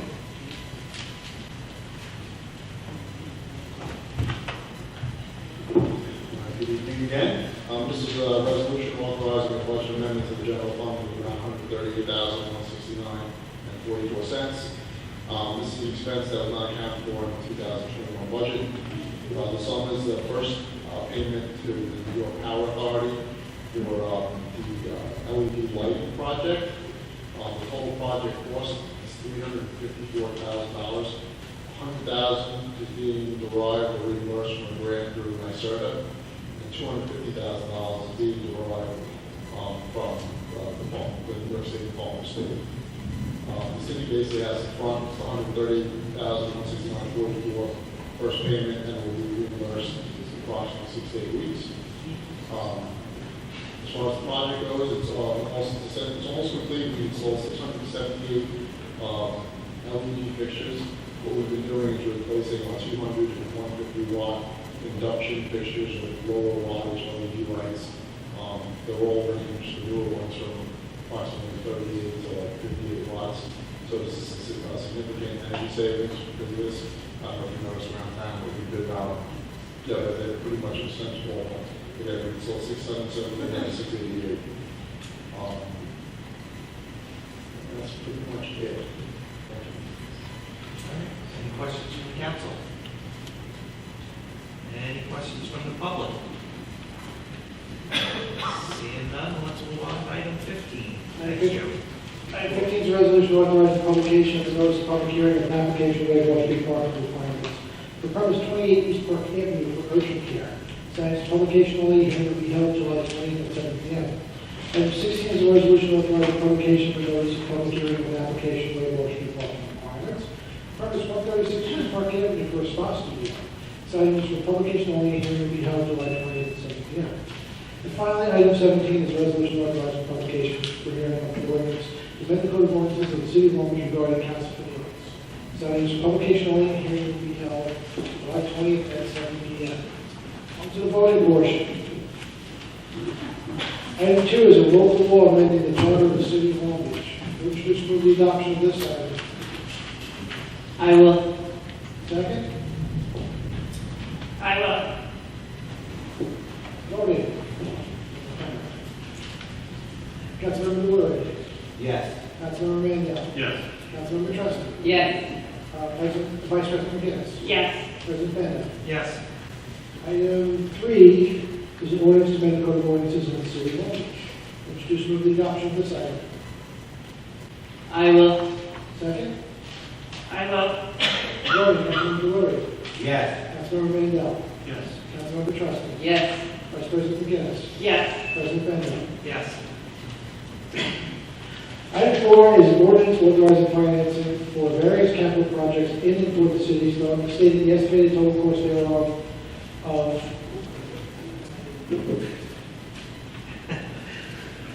Do it all in one breath. $10,142,752, appropriating said amount therefore, including the expenditure of $1,331,252, expected to be received in state or federal aid, and authorizing the issuance of not to exceed $8,811,500 bonds of said city to finance said appropriation, and further authorizing any amounts received from the United States of America and or the state of New York to be expended towards the cost of certain of such capital projects as indicated herein, or redemption of any notes and bonds issued therefore, or to be budgeted as an offset to the taxes for payments of the principal and interest on said notes and bonds. Which just move the adoption of this item as amended. I will. Second? I will. Voting, Councilmember Leroy. Yes. Councilmember Mandel. Yes. Councilmember Trustin. Yes. Vice President McGinnis. Yes. President Bennett. Yes. Item 5 is an ordinance authorizing financing for the cost of fiscal year 2021-22 separation payments To afford the benefit of employees for the city upon separation from the United States of the estimated total cost thereof of $3,229,500. Appropriate said amount therefore to authorize the issuance of not to exceed $3,229,500 bonds of said city finance and appropriation. Which just move the adoption of this item. I will. Second. I will. Voting, Councilmember Delory. Yes. Councilmember Mandel. Yes. Councilmember Trustin. Yes. Vice President McGinnis. Yes. President Bendo. Yes. Item 6 is a resolution authorizing the city manager to enter into an agreement for repairs to the brick masonry facade of City Hall Village, responsible bidder. Just move the adoption of this item. I will. Second. I will. Voting, Councilmember Delory. Yes. Councilmember Mandel. Yes. Councilmember Trustin. Yes. Vice President McGinnis. Yes. President Bendo. Yes.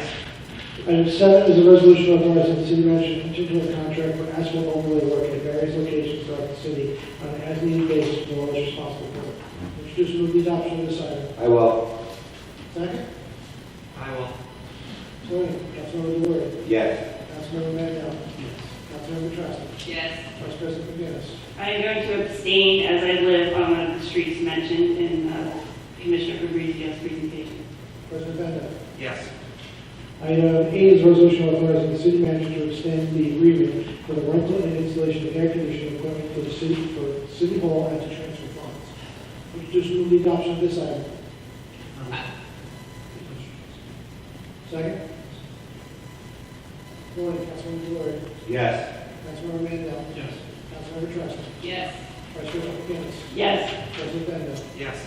Item 9 is a resolution authorizing the city manager to pay administrative costs under the Emergency Tenant Protection Act, authorizing the passing on of administrative costs to the owners of the buildings included under such act and directing the city controller to make billing payments for. Who would introduce move the adoption of this item as amended? I will. Second. I will. Voting, Councilmember Delory. Yes. Councilmember Mandel. Yes. Councilmember Trustin. Yes. Vice President McGinnis. Yes. President Bendo. Yes. Item 10 is a resolution authorizing the dedication of a street in the city of Long Beach. Would you just move the adoption of this item? I will. Second. I will. Voting, Councilmember Delory. Yes, and hopefully, we could add that additional signage. Councilmember Mandel. Yes. Councilmember Trustin. Yes. Vice President McGinnis. Yes. President Bendo. Yes. Item 11 is a resolution authorizing the city manager to purchase 2 2021 Chevy Tahoe's special service vehicles under New York State contract. Would you just move the adoption of this item? I will. Second. Voting, Councilmember Delory. Yes. Councilmember Mandel. Yes. Councilmember Trustin. Yes. Vice President McGinnis. Yes. President Bendo. Yes. Item 12 is a resolution authorizing the city manager to purchase miscellaneous plumbing supplies and on an as-needed basis from the lowest responsible bidders. Would you just move the adoption of this item? I will. Second. I will. Voting, Councilmember Delory. Yes. Councilmember Mandel. Yes. Councilmember Trustin. Yes. Vice President McGinnis.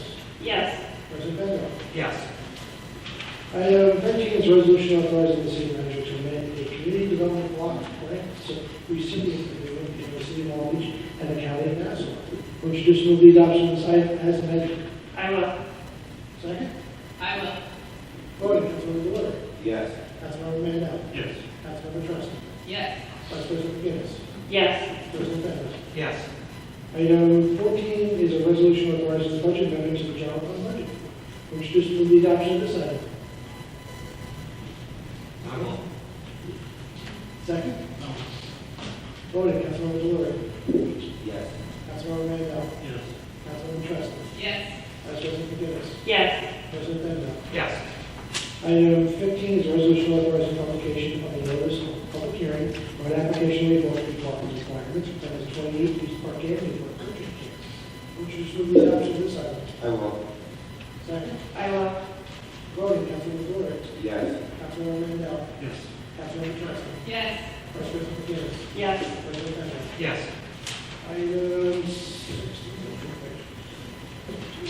16 is a resolution authorizing publication of a notice of public hearing on an application for Walsh parking requirements for Premise 136 East Park Avenue for a spot street. Which just move the adoption of this item. I will. Second. I will. Voting, Councilmember Leroy. Yes. Councilmember Mandel. Yes. Councilmember Trastan. Yes. Vice President McGinnis. Yes. President Bender. Yes. And finally, item 17 is a resolution authorizing publication for hearing on ordinance to amend the code of ordinances of the city of Long Beach regarding council for the office. Would you just move the adoption of this item? I will. Second? I will.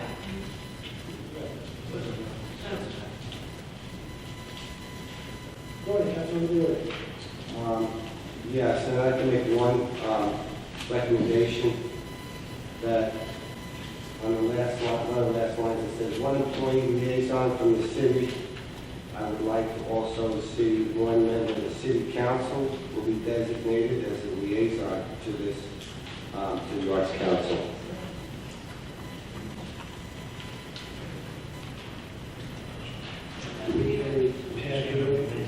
We can amend it, well, this is publication only. So Oh, we okay. can amend it at the. So we can take care of that. We can take it out, take care of that. And we'll put it on the floor. Councilmember Mandel. Yes. Councilmember Trastan. Yes. Vice President McGinnis. Yes. President Bender. Yes. Can you make a motion to close the meeting? I will. It's 9:50, and I make the motion to close the meeting. Second. Leroy, Councilmember Leroy. Yes. Councilmember Mandel. Yes. Councilmember Trastan. Yes. Vice President McGinnis.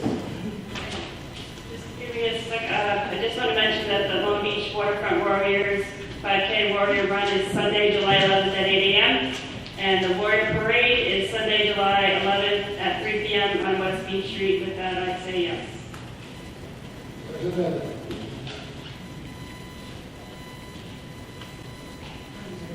Oh, yes, I'm sorry. I'm looking at, I'm waiting to get. I want to thank you all. It was a long agenda, but this is the beginning of the fiscal year. So the next meeting, it might be long, but then it will smooth out because this is the beginning of the new fiscal year. So thank you.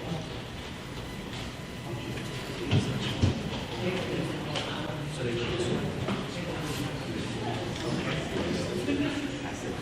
There's like 12 slips that say Roy Lester. Eileen Hessian. Pass. Okay. Mr. Depper.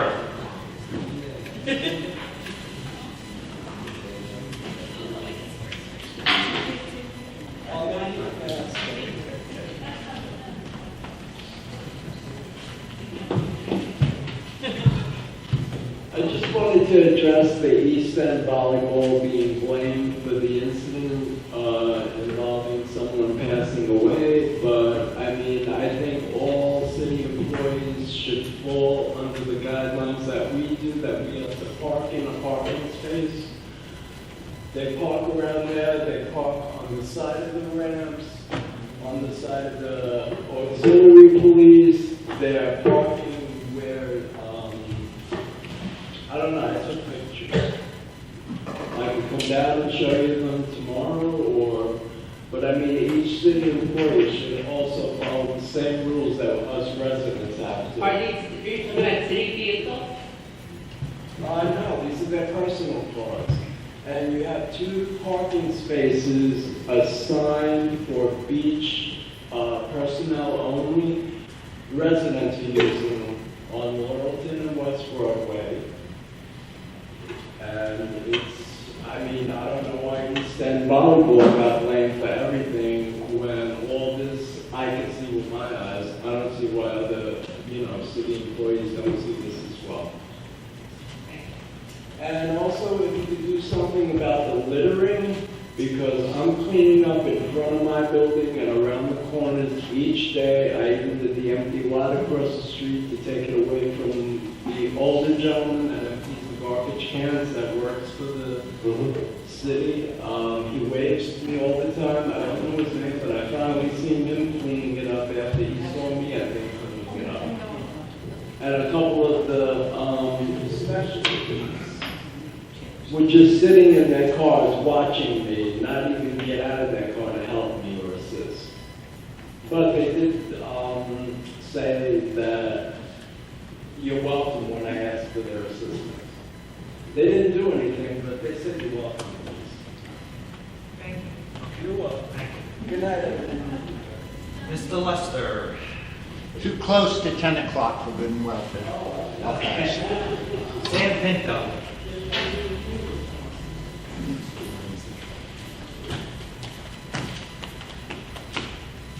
Good evening, Sam Pinto, Long Beach. I will be very, very brief. I wasn't here at the beginning of the meeting. I just want to congratulate Mr. Berrios and Mr. Justin on their appointments. Thank you for your service, continued service. And also, I don't know if there was a presentation earlier from the police department, but I want to thank the city, Beach Park, and the police department for the preventative actions of the whole sunrise or sunset party.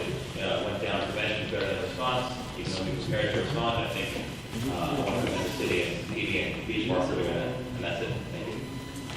All right, thanks. And that was the last one, so thanks for joining us, folks. And we squeaked out just before 10.